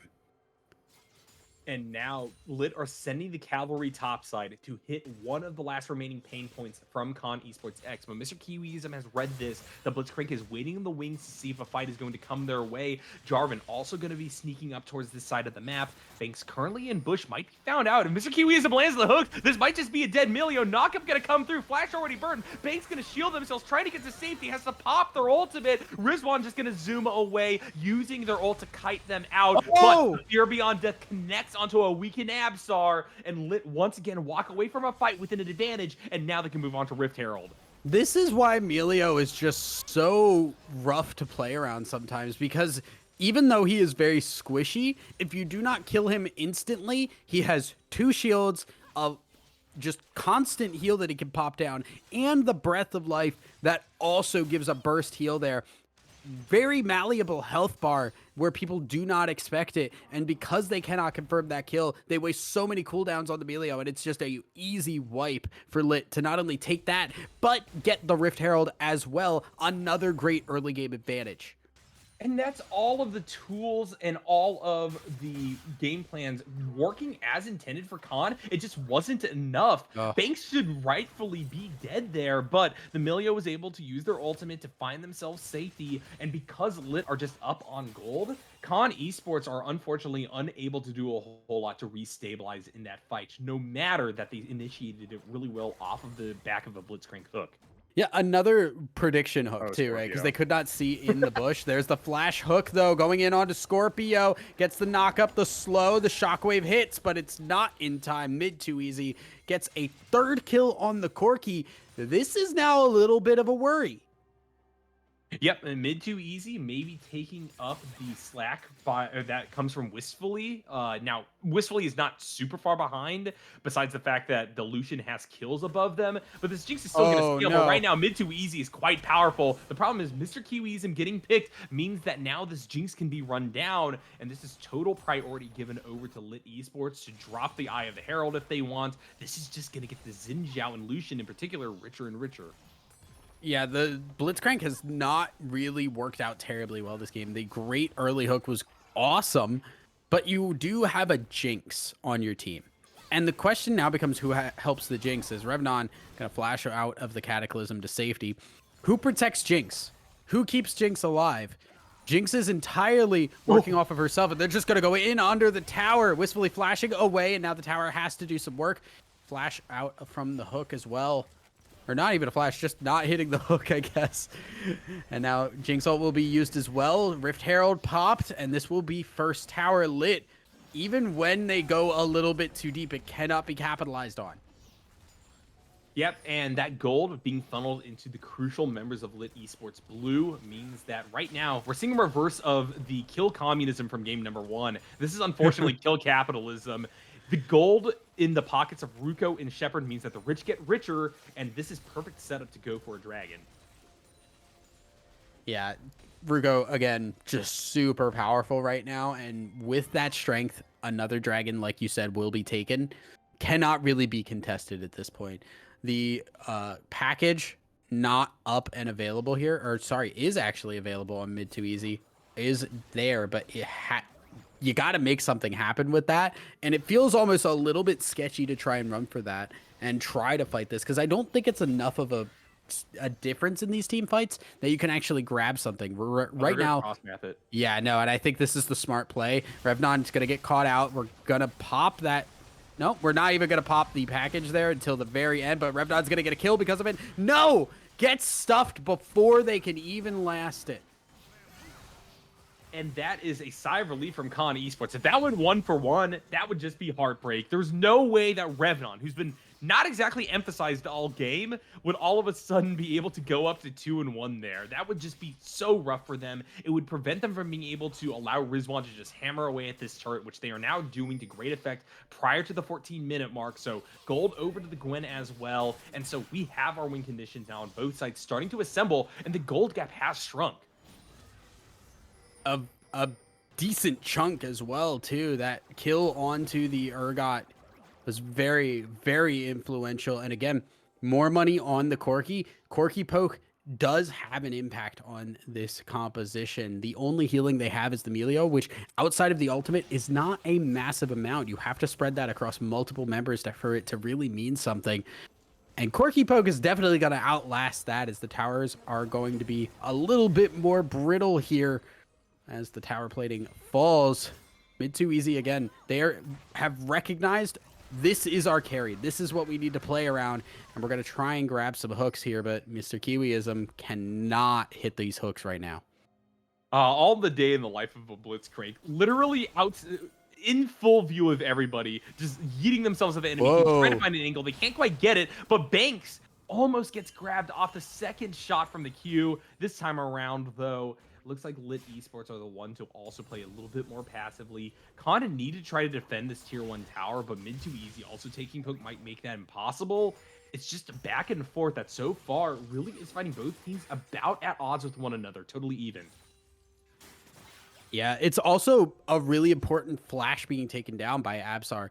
Went in, did not like how that looked, immediately seeing multiple members in the face there, and did not want to continue that fight. So flashes out, and that's a really big cooldown now. Ruko about to have the flashback up. We can make another play here. Maybe look for something on this top side as Revnon is starting to shove this in. Rizwan going to just stay near the tier 1 for the time being, so I think that the battleground, if it does come to pass, is going to be in River from Mr. Kiwiism hitting the clutch hook, and Shepard is going to be blown up by the Super Mega Death Rocket, but Ruko knows that they need to try to turn this back around. They know that they can fight this. They're going to approach forward, use a Crescent Guard, and there's the snipe from Revnon to confirm a kill onto Mr. Kiwiism, a 1-for-1. A 1-for-1. It is a slight shutdown going to the Jinx, but most importantly, it is just gold to the Jinx, which was very needed for Khan, as they have been basically relying on this Corki for everything. That's not going to be enough as we hit the later portions of this game. When you have the Xin Zhao with the ultimate on a bit of a more cooldown, the Urgot as well will be enough of a front line that Corki alone will not be enough. So I like that we're getting some kills to Jinx here. Again, though, Ruko is so strong. I don't know if you can fight this Rift Herald right now. Not without Mid Too Easy, who is going to teleport to this play. And notably, Corki is the richest member of this game. If they can find an angle, they can mess Lit Esports Blue's day up. But it looks like they are going to be able to grab the eye, and Amzar is way too far forward. Corki couldn't find a flank on the back end because of Urgot just stonewalling them. But now, Red Squad running for the hills, want to try to keep everybody else alive. They will fail in doing so as Wistfully falls to Shepard in a revenge kill, and that's an immediate eye drop into the mid lane. Lit Esports right back on top, trying to find the angle to put this game away. Yeah, Absolar just getting caught out, immediately killed, and then you just hit him with the gold. You hit him with the pocketbook there afterwards, as the Rift Herald now will just fill those pockets just a little bit more, as it will crash into... No, they get that very clutch auto attack from Mid Too Easy to stop the Rift Herald in its tracks, but it's still a lot for Lit Esports. Again, they have swapped the gold lead back over to themselves, and again, they just feel very strong, very statistically powerful in this Xin Zhao, who can just run at people right now. Will have the fully completed Gore Drinker and the tier 2 boots here, running over here to this dragon, which will be spawning in about 30 seconds.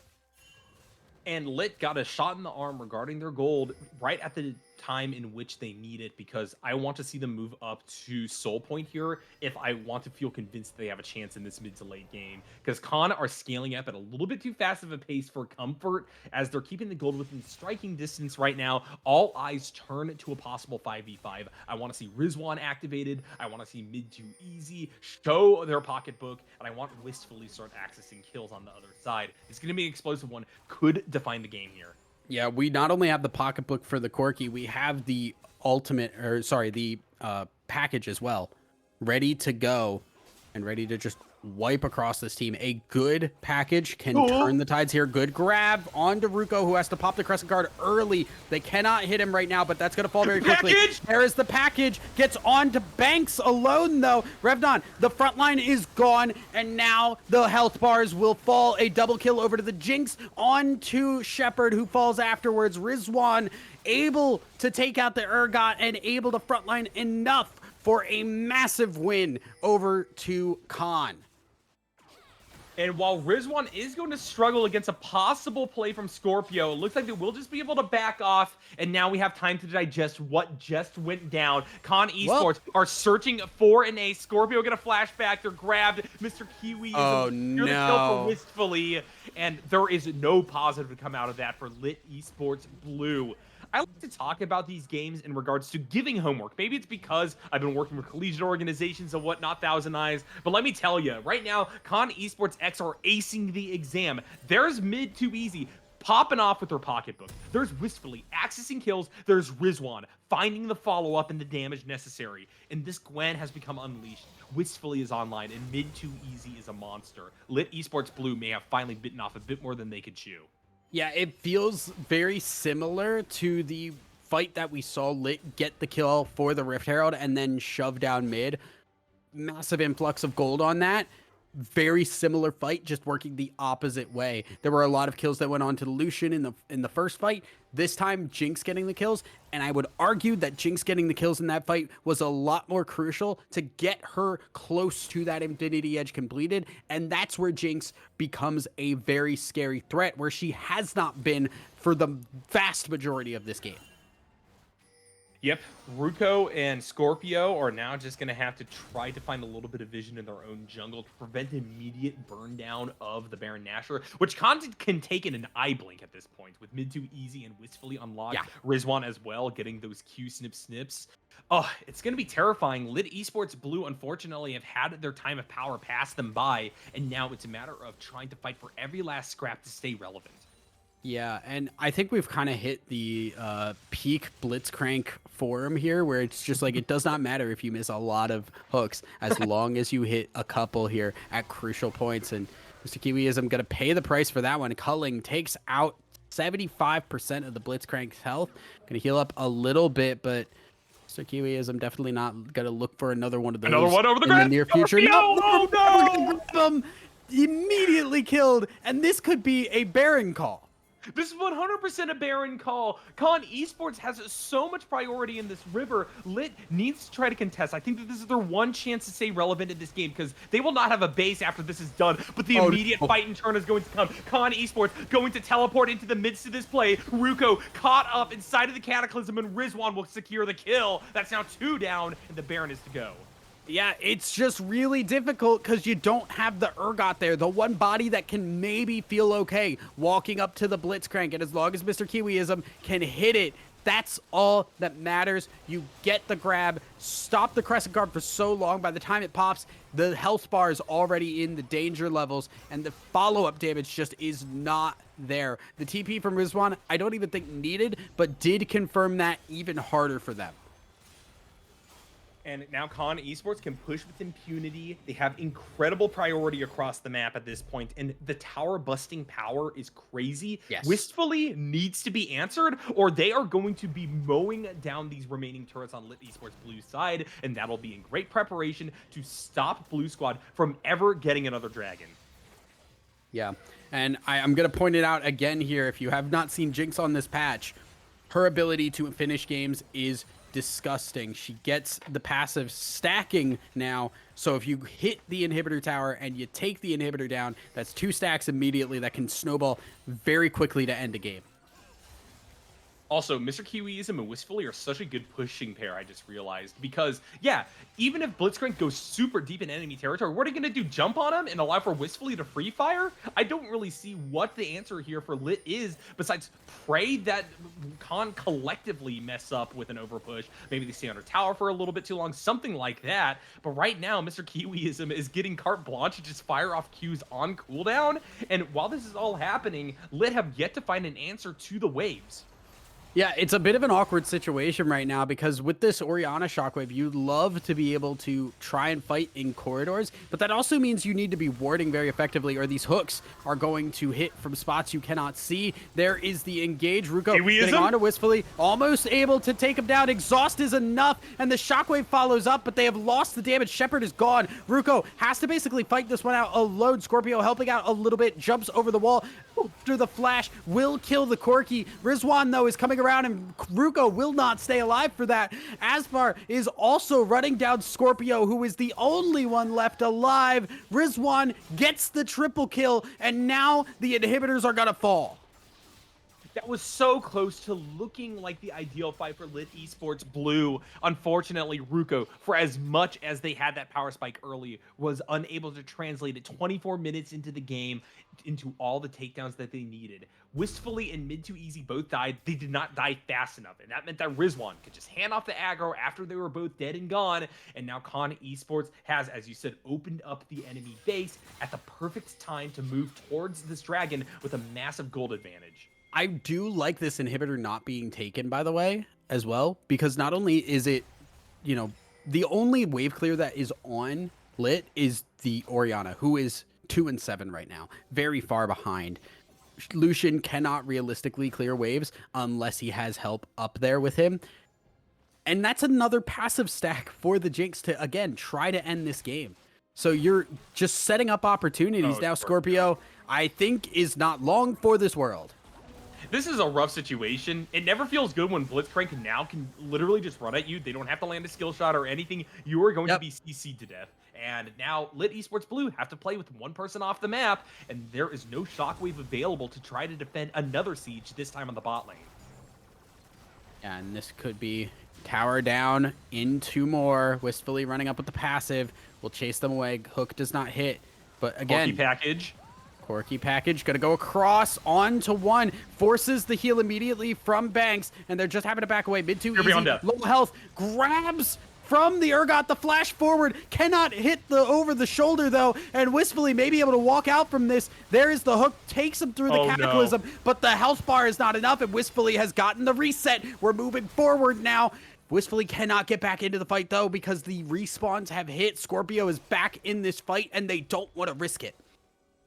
Con Esports were looking to end the game. You could see it in their eyes. Unfortunately, the clutch respawn, which is not a term I ever really used for Scorpio, does mean that Lit will live to fight another day. The problem is this dragon is well and truly Con's. It looks like Lit actually want to try to go for some kind of contest, but this is going to be very passive. Over the wall, and look what the risk is. Scorpio called out yet again, going to fall to Wistfully, who yet again finds the resets to kite out Ruko, and now Rizwan is going to advance forward. Absar will sacrifice themselves to keep the Lucian locked up, and now it's a double kill onto the Jinx, making a triple with the super mega death rocket, blowing up the Milio. Shepard trying to get back over the wall, using the calling as suppressive fire, but now Con Esports can move on to the mid lane and start blowing up these inhibitors. Yeah, another inhibitor to fall here for Wistfully, who will start to mow through more, and I think they're just going to go for the end. Again, can clean this up. Another tower down. There is the mow down. Another passive grab, and they could just take him down immediately in that minigun. All you have to do is hit the Nexus, and a Con win for game number 3. Con advanced 2-1 on the series. Lit Esports Blue had their advantages early, and this was, in fact, the closest game so far, Thousand Eyes. It just did not come in the way that I expected. I don't know how Mid Too Easy and Wistfully got online as early as they did, but somehow they managed to speed run what would otherwise be, in my opinion, a 35-minute game off the back of really good fights set up by Absar, set up by Mr. Kiwiism, and Lit Esports Blue just did not have the breathing space necessary to get the most out of Shepard on that Lucian or Ruko on that Xin Zhao. Yeah, it was a really rough game at a certain point, right? It looked like Lit had control, but one wrong fight around that dragon, as you could see, there is the gold swap. And we kind of said this at the end of game number 2. Lit had a very strong lead, and they lost it a couple of times. They started losing gold. This time, it was at a much lower gold threshold. They started losing to swap over back into the favor of Con, and Con did not make the same mistake.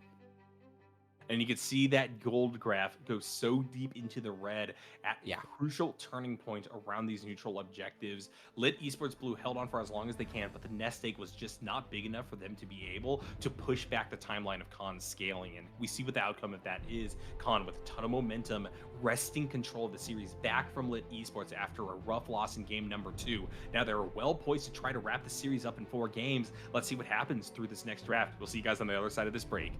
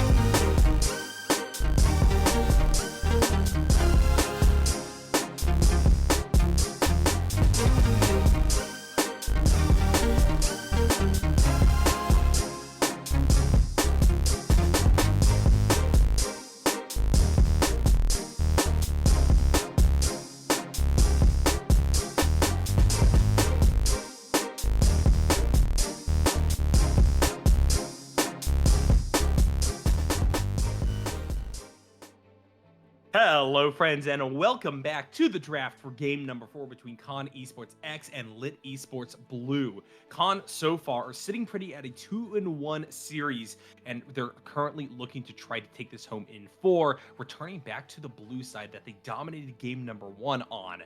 They are going to be banning away the set as per usual, as Lit Esports Blue will file right back with that Udyr. So things looking pretty similar, but I do need to see adaptations out of Lit in this game. Khan just kind of got away from them with scaling once again, wistfully mid to easy unlocked, and Rizwan, after accessing that very early invade kill, really just started to put on the hurt.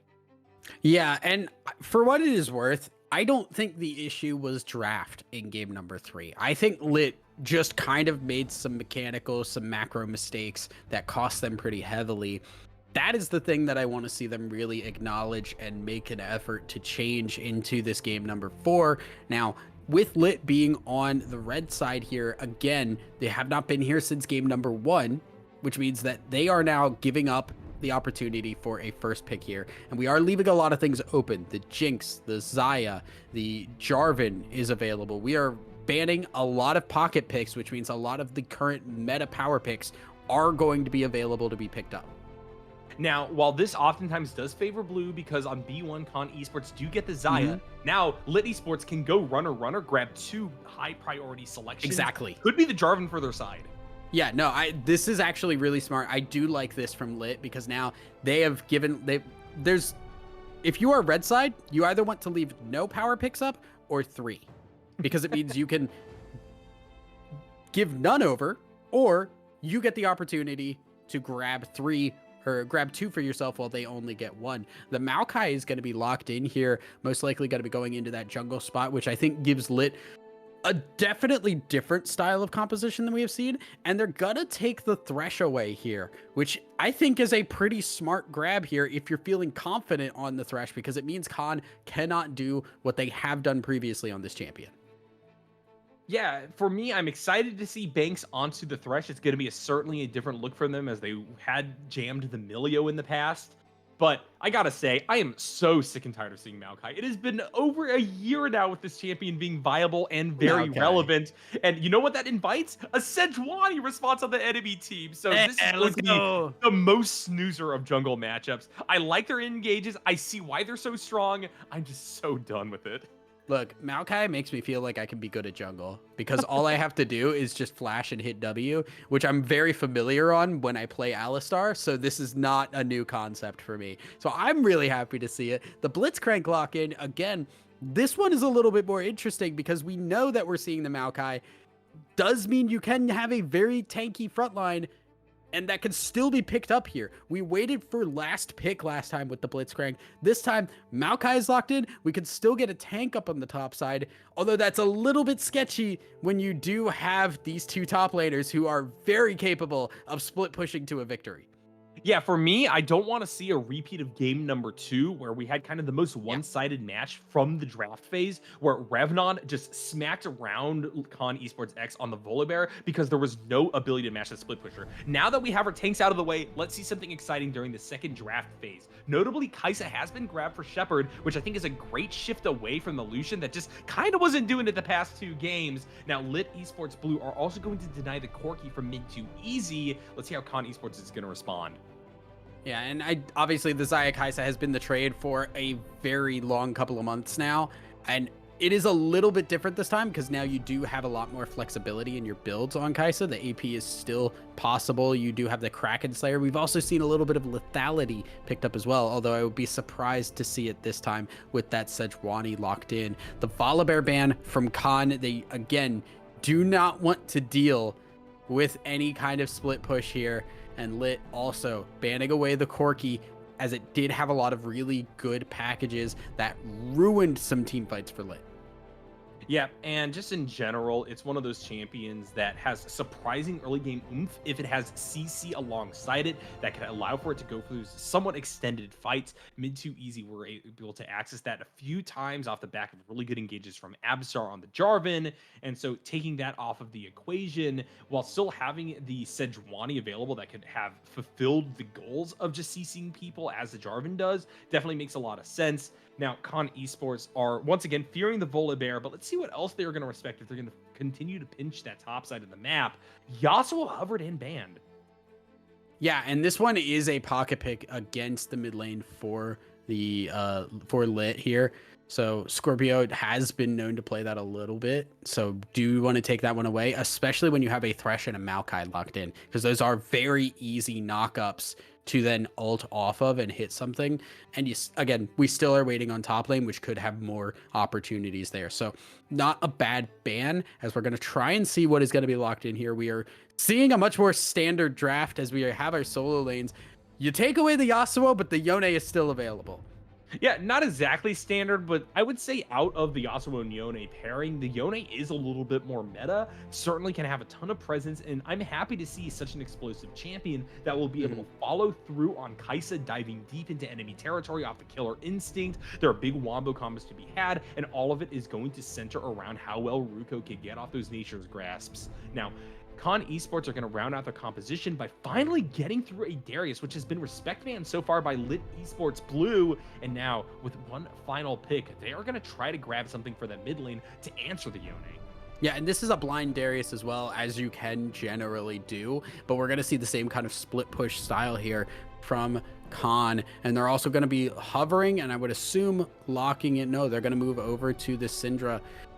Either one of those works. The Syndra will be the lock-in. I think it works better with their pick composition that they have set up now. The Darius can split push, Blitzcrank can grab somebody, and Sejuani can look for a pick as well. Now, Khan do not have the same level of team fight that Lit have put together for themselves, but they definitely have the damage to knock somebody around and immediately take them down.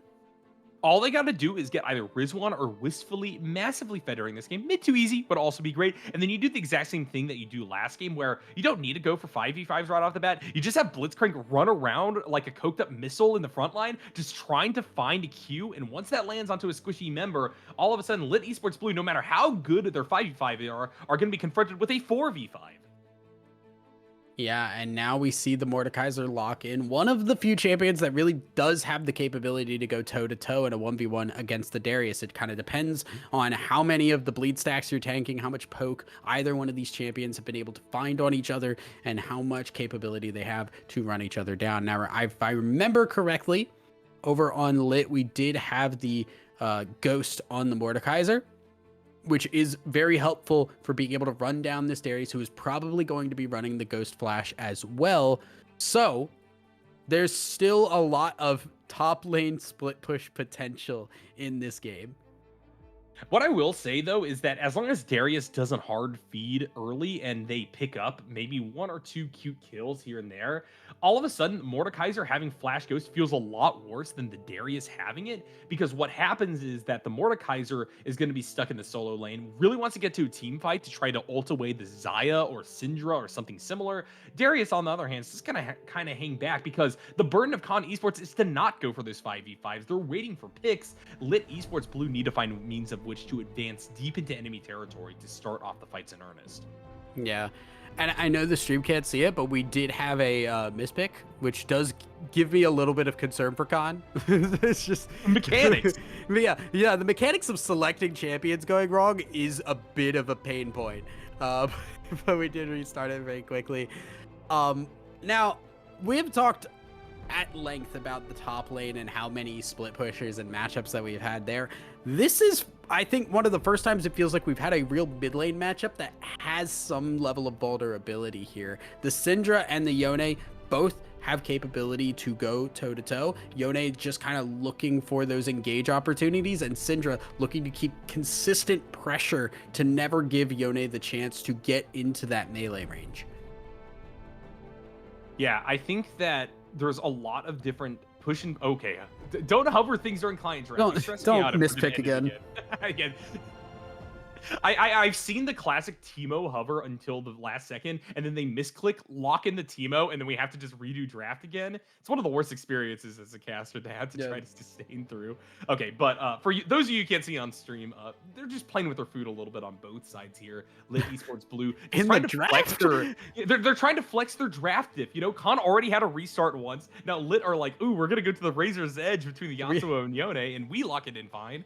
We're trying to ruin mental in the second draft for the game. Like, that's That's a little like Giga Brain even for me, I feel like. You got to get your snipes in when you can, you know? Yeah. But overall, both of these teams so far have put up quite the entertaining series. There's been a lot of contestation on both sides. Really loving these drafts, which I think are a little bit more flexed than what we've seen before going into this game. A lot of individual 1v1s that require a lot of skill to navigate that I want to keep an eye out for.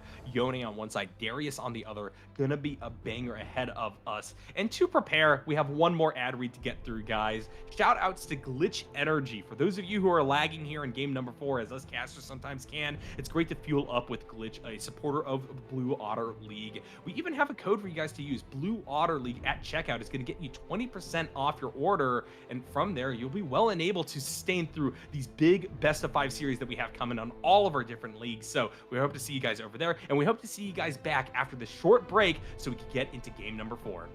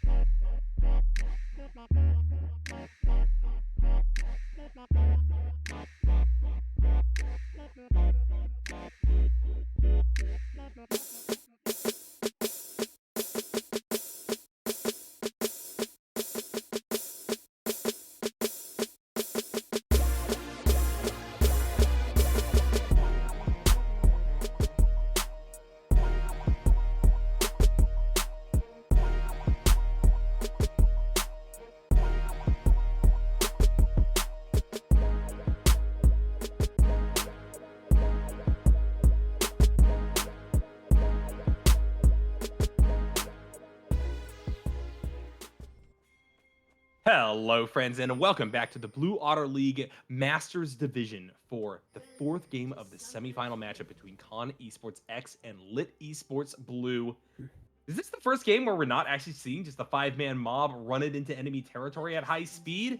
Still To a looks like there might be degree. some grouping. I mean, yeah, it is Blitzcrank, right? Like it is inevitable. As as sure as water is wet, there will be a level 1 Blitzcrank invade, and you're not going to be able to get anything outside of a ward over by the Raptors, which is going to again give a little bit of jungle information, but it will be matched on the other side. Technically a ward extra used. Oh no, actually no, was matched defensively on the other side. So all in all, just turns into a little bit of early vision, which means we're probably getting a little bit less jungle ganks successful in the early game. You know, I actually don't think water is wet. That's my hot take for the night. Ugh. I don't want to have this argument, man. Like, it's a saying. I'm not trying to have like debate club. It's unfortunate. You know, the reason I got into casting is because I graduated from college and couldn't do debate anymore. So, sorry. So you just went on to argue with your co-casters? Like that Well, was it's not about arguing. It's about talking loudly and having people listen. I guess that's fair. The way you said that made me think you just wanted to have more people to argue with. You know, I think alls would agree that sometimes I do, in fact, try to go cast for that reason. But, you know, not a whole lot to argue. I feel that we've had pretty similar visions for these games. And overall, it's been a great time casting with you. Well, I appreciate it, as our level 1s will get underway. Honestly, I don't think we're seeing a whole lot early. Banks already showing the early presence that the Thresh can have, and we'll get the level 2 here. Still a little bit scary. Oh, the hook just barely missing. Is Banks going to follow that through? Maybe we don't do that one. I like the mutual long-distance hugs between Banks and Mr. Kiwism that are inevitably going to be coming out here. It's going to be a fun time. Just a little bit of... I'm going to touch you on the shoulder. Were you going to touch me on the shoulder? Your touch on the shoulder is a little bit harsher than mine. Bring it in, bro. No, you bring it in. All right. Well, we have Absar coming down for an early gank on the Sejuani, trying to set something up. Knockup comes through on top of Banks, who is going to try to use their sweep, but unfortunately doesn't buy enough space. First blood over to Wistfully. A little bit of a panic flash from Banks, too, which is going to be very costly in the terms of a flash flame maneuver. Now, Revnon getting a little bit of early presence with that tower shot. Cannot confirm the kill, but it is the ghost used in exchange for the flash from Revnon. You know, to speak about the summoner spells on the top side, we were speculating it was going to be Revnon on Flash Ghost as well. I really like the teleport adaptation to come out of the Mordekaiser. Yeah. Sure, they couldn't get the kill right then and there, but simultaneously, this is going to provide a lot more space and playmaking potential mid to late. Yeah, if I remember correctly, it was Ghost teleport in the first game. So that was kind of what I was expecting. I think the teleport is basically required here because it gives you now an opportunity. This is something where you can go for the show up for a team fight and then TP back to stop the Darius. Darius does not have that same opportunity. Yeah, it makes a lot of sense. Rizwan does need to try to dominate this solo lane then, and unfortunately, those rough trades early not going to help them on their Flash Ghost glory. So let's see what happens. We're going to keep an eye up there for sure. But right now, we got some action in the mid lane. Banks coming up, trying to find an angle onto mid 2 easy, but we have Sejuani also waiting in the wings.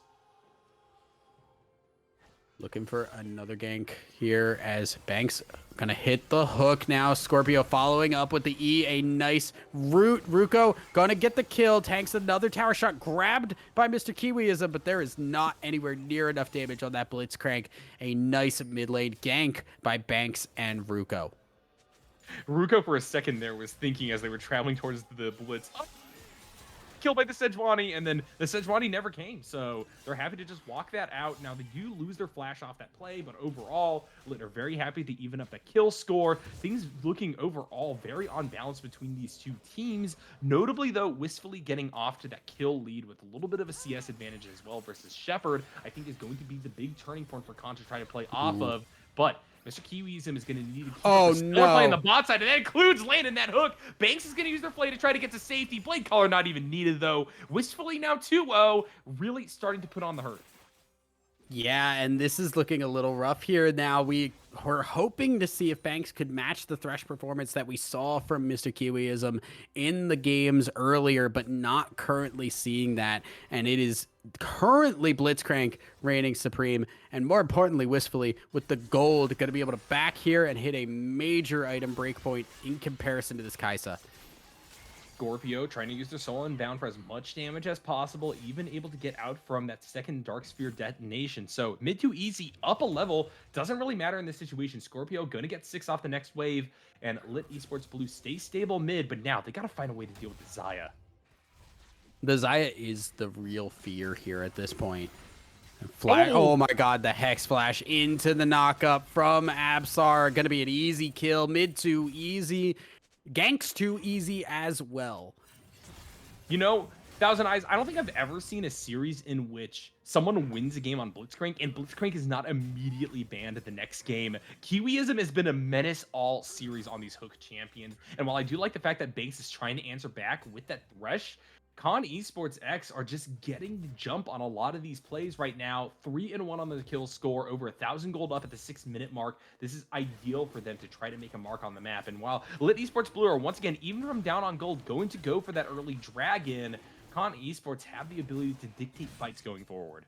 Yeah, I can understand almost the not wanting to ban the Blitzcrank because it feels like you can play around it, right? Like it's not the scariest thing in the world. And the early game, that Blitzcrank wasn't really doing a whole lot. But this time around now, well, that's happening. Oh, lordy. Banks doesn't even have Flash available. They're just going to have to try to stand and fight this. Shepard and Ruko coming through the tri-bush, going to be able to provide a little bit of an escape route. But now the Thresh is kind of out of the equation. Mr. Kiwiism also level 4, but has another chance at a rocket grab. Get a Flash, gonna land it. And this is just living hell right now for the support. This is Mr. Kiwiism deserves that one. After hitting multiple hooks, the Flash hook for the confirm, and Banks down a third time in just 7.5 minutes. We haven't even had first Rift Herald spawn, and Banks is in a very precarious situation, and it has caused a lot of hurt for Shepard as well. No presence on this bot lane means Wistfully gets a lead and has no fear of anything to lose it. We were speculating about Scorpio's mental in game number 3, where they lost those 2 fights very early on, and they found themselves sitting in a very awkward position. And we said, hey, who gets tilted from those situations? It's very possible, even when the stakes are so high, perhaps even particularly because the stakes are so high. And now the same question has to be asked about Banks, who now finds themselves out-hooked in what is very much an engage versus engage situation, where it feels like your skills are being directly contested. Let's hope they can bring it back. Yeah, and it feels like almost the response that you need to have as a Thresh is being able to flay against the Blitzcrank. Blitzcrank has to be away from minions in order to actually make something happen. Banks, though, going up, flashing for the flay. Scorpio has shown up. The ult misses because of the hook. And now mid to easy will fall, but it goes over to Banks. Scorpio having to run away, and Banks does not have the flash to get out. A knockup to hit, and Banks will go down for the double kill over to Rizwan from the roam. Yeah, and now with Rizwan getting the double-double by moving flexibly into that mid lane, things are looking rough on all fronts for Lit Esports Blue, who find themselves down 4 kills, down about 2,000, 2,500 gold. Wistfully is free-firing at the bot lane turret. This might just be over. Yeah, and right now Revnon is missing pinging the mid lane, is trying to ping the support now. Nature's Grasp will hit, but I don't think Scorpio can do anything. Dodges out on the hook, but this is a very scary Darius. Banks? There is the hook. Knacked under the tower. Rizwan falling low. The damage was just enough. A nice flash Q. Shut down over to the Yone, and they find something out of nothing. You know what, Lit Esports?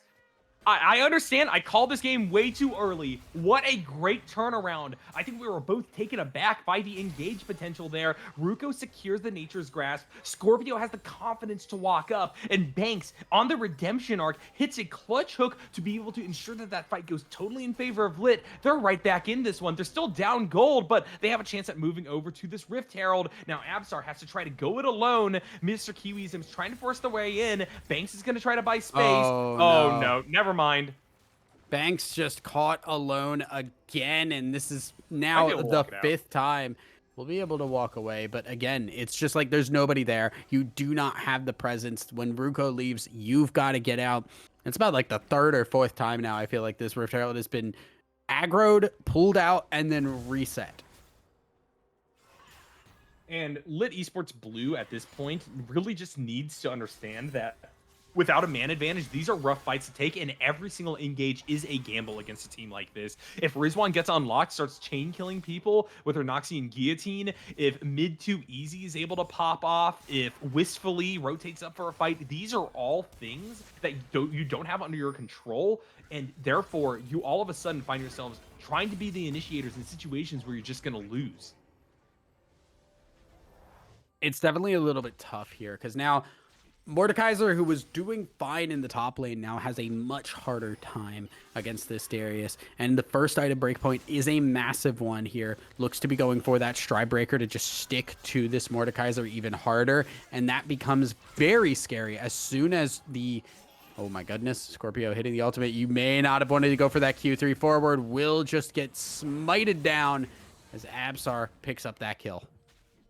And great turnaround there, mid 2 easy, keeping their head on straight, realizing that they had to flash in that situation, hitting the unleashed power while they had the opportunity to do so, knowing that Absar was going to be able to handle the back end of that one, picking up a crucial kill in the right time for Mr. Kiwis and Wistfully to push pretty far forward. Nature's Grasp forced out of Ruko early in this, and this Dragon, I think, is all Con Esports.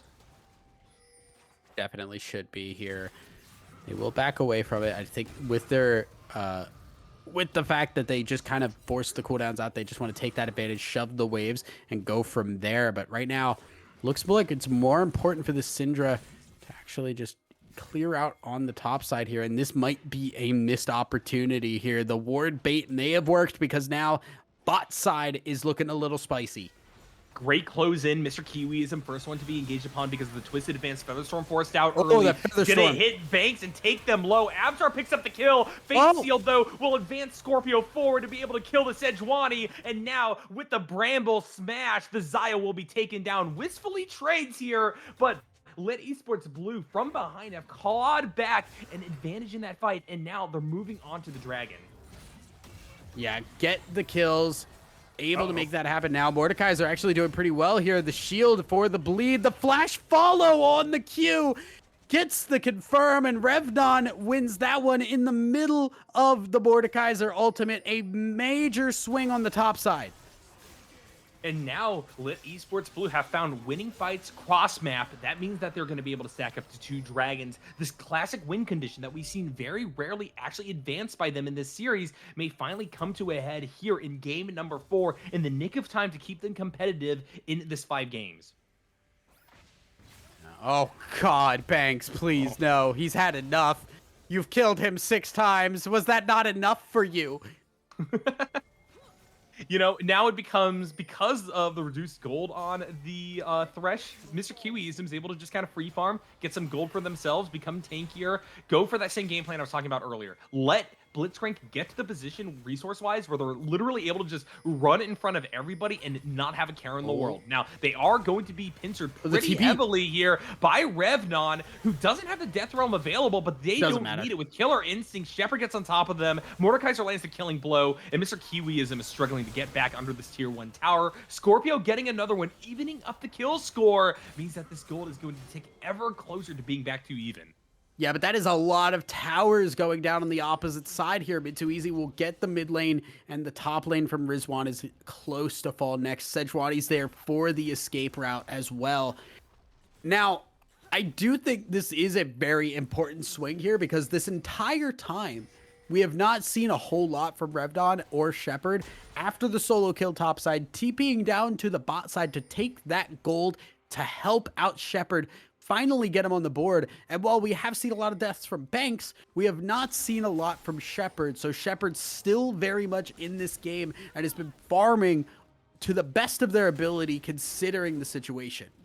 I also miscalculated there. I thought that Lit would be able to get the tier 1 bot and just even up that score, but they send 2 people mid to try to catch out mid 2 Easy, who, as you said, is able to use the Sejuani as their escape path. They're just going to hexscape back to their side of the map. So Con Esports do come out still pretty even on gold, all in all, although that is standing gold access versus the constant source of gold that is kills. So Lit Esports Blue are down, but I don't think that it's necessarily the full 3K that it looks like they're down right now. Definitely. And it feels like we have hit some pretty solid breakpoints here as well. The Kraken Slayer finished on the Yone is a very important one because you could just pump out a lot of damage from that. We're still waiting on the Demonic Embrace to be finished here for Ruko, which is important to note because we have, as Absar, with the Radiant Virtue fully completed, these team fights now get very hard to kill through that Radiant Virtue healing that Ruko doesn't even have a full item to compete with. Tier 1 going to fall in favor of Khan in the bot side of the map first. That's going to buy a little bit more space for Absar to continue these deep invades to deny farm away from Ruko, who is currently setting up for another play onto Rizwan top. We'll see if it pays off. They do have Nature's Grasp available, but that is going to be Ghost ticking back up to active for Rizwan alongside a Flash. Yeah, all engage opportunities available for Rizwan here. Once the opportunity arises, we can see something pop up. Rift Herald going to be spawning pretty shortly here, and both these teams seem to have that timer down. You want to move over to it and make something happen from it. I like that Lit have already set up the vision control here, and they're looking for the pick. They know that despite the kills, they're still a little bit behind, and they have to set something up to be able to actually get a kill rather than just forcing the team fight. Banks on the prowl, looking to get a hook to start things off. I really think that a lot of these 5v5s, 4v4s, things like that come down to which of the supports are going to land their Qs first. This time it is going to be Banks, but it only lands onto Absar, which means that they can't commit. Ruko going to be chased down from the river by Rizwan, who's going to be the first one to show out of these two top laners. Mr. Kiwiism going to fish over the wall, but Banks will walk it out. Yeah, it's just a little bit of back and forth. Nature's Grasp, immediate flash onto the Syndra, who's going to get deleted. Scorpio gets that kill. And now Rizwan caught away from the team here. The Ghost is popped, and they're just going to chase the Darius away. But there's a grab onto Scorpio. Mr. Kiwiism looking for something there. Will get the shutdown, but at what cost? Wistfully able to fight this front to back, shredding through multiple people. Ruko's gonna go down, and the item disparity may be coming into play here. Banks close to fall next. Revnon grabs the Sejuani into the Death Realm, but that still means Xayah can pump damage out, and Revnon will fall. A triple kill for Wistfully. I don't know why Revnon decided to ult Absar unless it was just a misclick there. I think that if you just isolated the Xayah, there was a chance that you'd come out at least trading those kills. But now, this is totally in favor of Con Esports X. Wistfully is the strongest they've looked so far in this game. Scorpio is going to teleport over the wall to try to go for a double fate steal. Absar is incredibly low, but Scorpio is actually going to tunnel down onto Mr. Kiwiism, and they can't land the killing blow. Somehow both walk it off. It's just a sliver of health. We overestimated the E damage from Scorpio's pop back, and he's gonna be sad about that one for a while. That is extremely depressing, but it still does mean that the Sejuani and the Blitzcrank have to back. The dragon will be taken for free, no risk of that being stolen, and the Rift Herald is still being done by Yone. So while it is a little sad you don't get the kills, it is still a mistake from Khan that is capitalized on by Lit to get these objectives. Lit Esports have gotten over to Soul Point from down 4,000 gold. This is a very rare game state where all of a sudden the team from behind has the ability to dictate team fights, and that means that especially with how solid their 5v5 is, there is a shot for them to find a very clear pathway towards a win condition from basically nothing. Khan need to be very vigilant about how these next 4.5 minutes play out. I also want to say that if we get to the next 4 minutes here and this gold lead is pretty similar, that soul being picked up pretty much entirely makes up for that gold difference, because you have two champions that are heavily in favor of using that Hextech soul there. The extra burst damage, the slow to chase people down, and the chain damage through as well. Scorpio and Shepard would love to have that soul. Rizwan in a little bit of trouble. Oh my Hard losing this goodness. 1v1. Mr. Kiwiism is up to try to save this Whoa. player, but now they're going to find themselves in a very awkward fight as well. TP? Abs are going to come in to try to hand off the aggro, Oh. but the Blitzcrank with the flash over the wall gets out with just a sliver of health. The problem is Revnon is now on the scene, has the Death Room available to buy themselves time. They will eventually have to flash back. Wistfully going to go on the chase. Ruko coming up, has a Nature's Grasp available, will activate it, and now Shepard is on the flank into the back line. They will jump forward with the Killer Instinct and melt through COD Esports. A double kill for Zaya, who continues to fight this one out, but finally we see Banks land the clutch hook, and now Mid Too Easy is caught out in Bush. It's going to be an ace for the team from behind. A major fight win there. The fight starting with Scorpio grabbing the first kill onto Rizwan, not even difficult on that one, and staying alive long enough, flashing the Sejuani Q, and getting a lot of damage down before falling. Then Revnon shows up, is able to stay alive in that Death Realm, which gave all the time needed for Shepard and Banks to show up. Killer Instinct into that fight, and Shepard could clean up from that point down. Banks hitting the most important hook to make sure that fight ended as strongly as it did for Lit. Now, simultaneously, as impressive as that was, as close as that was, and as important as that was for Lit Esports Blue to win, it does indicate to me that Con Esports X still has the 5v5 advantage. They just decided to wear the silver player cosplay there for just a second. Mr. Kiwiism goes way too deep. Should have read that Rizwan was just dead in the 1v1. And then once you start chaining into the likes of Revnon and company, Lit Esports has the ability to rotate over, create tons of lockup scenarios with Ruko and company. And it just led to a very awkward team fight where now we see Shepard online activated with this Kaisa looking for something. Banks, but no. Kiwiism is going to find Banks once again. Ruko going to be forced to use the Nature's Grasp early in this one. And look at the spray and pray damage coming out of Wistfully. We see a Killer Instinct activated, try to get the Kaisa away, but Rizwan will kill them with the Noxian Guillotine. Revnon will be able to answer her back, but now they find themselves caught out in the mosh pit with Wistfully free firing on them with a massive health bar. It looks like Darius with the bleed passive is actually the one to access the kill, but whoever gets it be damned, this is a Baron Nashor. Yeah, and this is a very easy one. That fight had two major problems with it. One, Scorpio is not there, and he is the one with the most gold on this team right now and has that Rift Herald ready to go. Two, the Sejuani ultimate hitting onto the Kaisa, and there's no cleanse, there's no QSS, there is no way out, there was nothing at all that Shepard could do in that fight except wait for it to end and try to panic Killer Instinct into a better position, but it did not matter. And unfortunately, it kind of feels like Lit Esports Blue are running on the treadmill now. They just had a good fight, but they are unfortunately going to have the goalposts move farther back. They need to get 2 in a row or something like that to be able to shut down the machine that is Con Esports X, enabled by an incredibly powerful Wistfully. If the Zaya is not answered, these fights are not winning.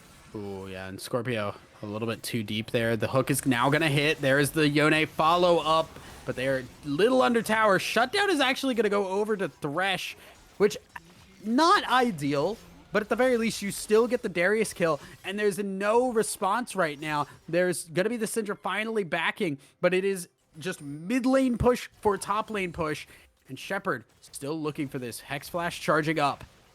Kiwiism barely whiffs on Shepard, but Abstar has also found an engage angle, this time on top of Banks. Scorpio is here, but unfortunately doesn't have the Fate Shield available, so the Yone at only about 3/4 health, not able to do a ton during this fight. Revnon is looking for an engage now, but it looks like Blue Squad has the peace of mind to just walk away from this one without getting a kill, and that also means they force out the Nature's Grasp. Now we see the Sejuani ultimate onto the backline. Con Esports X finally looking for the re-engage, but Lit Esports at enough of a health advantage in this one to continue to push themselves back, are trying to find a stabilizing factor, but Mr. Kiwiism will deny it from them as the Maokai is picked. Wistfully with the Featherstorm kills Shepard, and now they hunt down Scorpio, pulled back yet again by Rizwan and company, but Banks is trying to cover their escape. Thresh is going to hightail it through Tribush. Looks like Scorpio off the Q-stacks will get back towards the tier 2 tower and dodge out of the way of Mr. Kiwiism.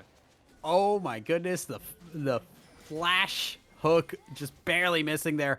And that fight was just kited out so well by Khan. They're able to just keep kiting back. Do not let the engage hit, or if you let it hit it at a point where it does not matter. They were close enough to that tower. You could not dive any further down. And the fact that that mid lane tower is still standing was a major boon for Khan to be able to work around.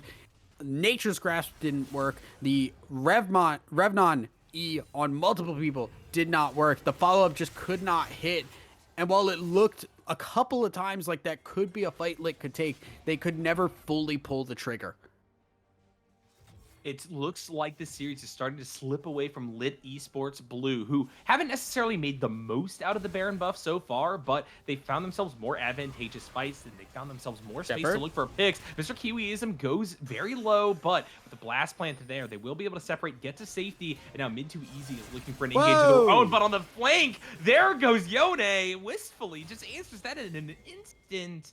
Scorpio gotta feel real bad about that one because now the Yone is not available for this last push down mid.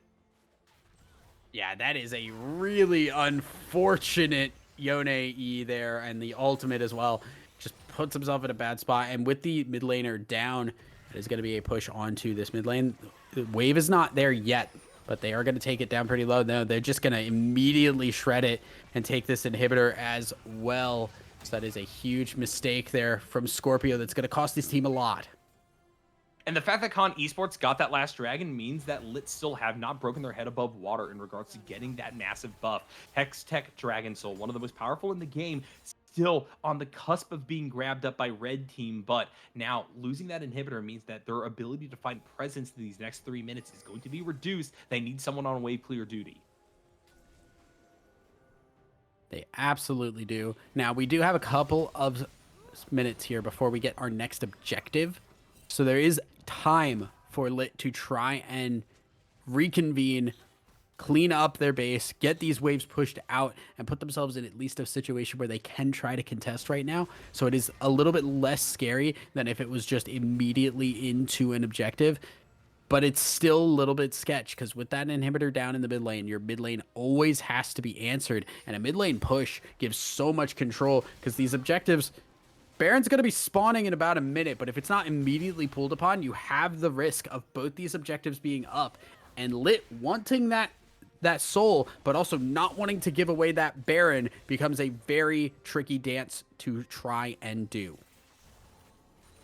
Lit Esports not fully out of it just yet, though. The problem is the gold gap is really starting to bear down upon them. They have, I would say, one more fight before everything becomes losing. They really just got to bank upon big mistakes coming out of Con Esports. Certainly, they still want mistakes to come out of them right here and now, but I think that that is less essential if they just position well, if they find good engages off of Ruko and company. But this is really bad. You don't want to burn the flash on the Maokai this early. That's a major loss there because that's our ability to just flash W here. And now Scorpio getting the Q3 stopped, ults out to cancel out the Sejuani ultimate. But that is, again, another engage tool down. The Yone ult, a very crucial one that has won them a couple of fights so far. Well, maybe it will disincentivize Scorpio from trying to get on top of Wistfully as what happened last time. Yeah. Fair. But we'll have to see. Absari has found themselves an impossible pick on the banks, and now another engage tool gone, and Thresh is just left to die by Ruko and company. Rizwan now knows that advancing this deep into enemy territory is the right call. They're trying to find Scorpio. They get the yoink back, and this might just be the end of the series, Thousand Eyes. No. Shepard so low, going to die to Wistfully, and they're just going to walk in the super minion wave. An ignominious way to go out. Lit Esports Blue put their all into Revnon and Ruko to try to stabilize near the Nexus turrets. It may not end with a bang, but a whimper here, as that is another one down. Rizwan gonna fight under the towers in the Death Realm, but it does not matter. It will fall. You only have this Mordekaiser. A very unfortunate way for this series to end, but it seems to be ending nonetheless. And the Nexus will go down. Revnon not wanting to wade back out there. They will pad their stats, but they will watch as Lit Esports Blue's attempts at pushing towards Grand Finals will come to a screeching halt here with game number 4. Con Esports take the series 3-1. Yeah, and again, a very unfortunate way, I think, for this series to end because it just felt so... It felt so tense. It felt like there was an opportunity, like there was so many chances, and they couldn't close. There was just a one catch into another. And I think the story of this game is unfortunately Banks getting caught. How many times did we see this Thresh being caught out, whether it be a blitz hook, whether it be just too far forward and somebody else can engage? The Thresh just was not in the right place at a lot of points in this game, and it cost them very, very dearly. Yeah, Lit Esports Blue had so much development throughout that series. They showed their best, but unfortunately, they also showed their worst, and it all came to a head there at the very end.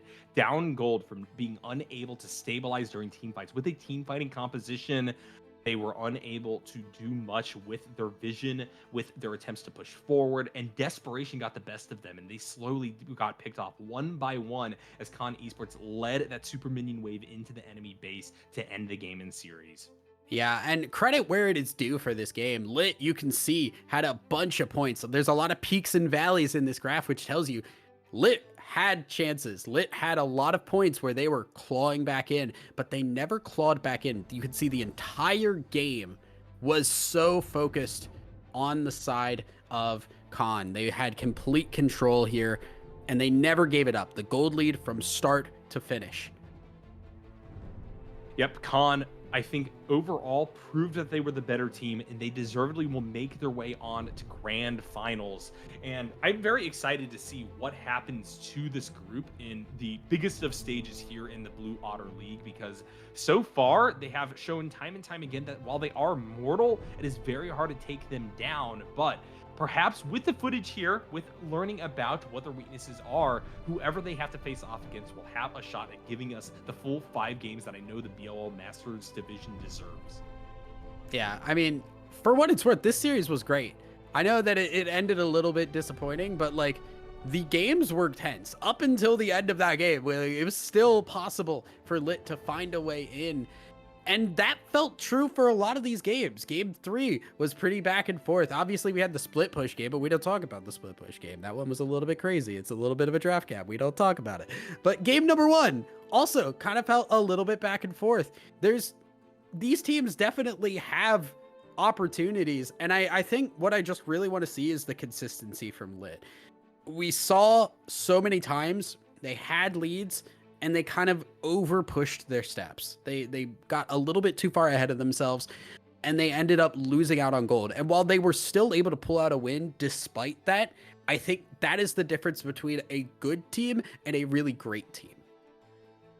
And I think that the fact that these two teams had so much exposed about them speaks to the level of competition and how close these teams were throughout much of the regular season. This has been the most competitive BOL class from every single division, and I'm super happy to be on for just a little glimpse of how this Master season has been going. I think most likely we're going to be returning back to our regularly scheduled program of Yanni on play-by-play, and I believe either TDS or Shibi on color.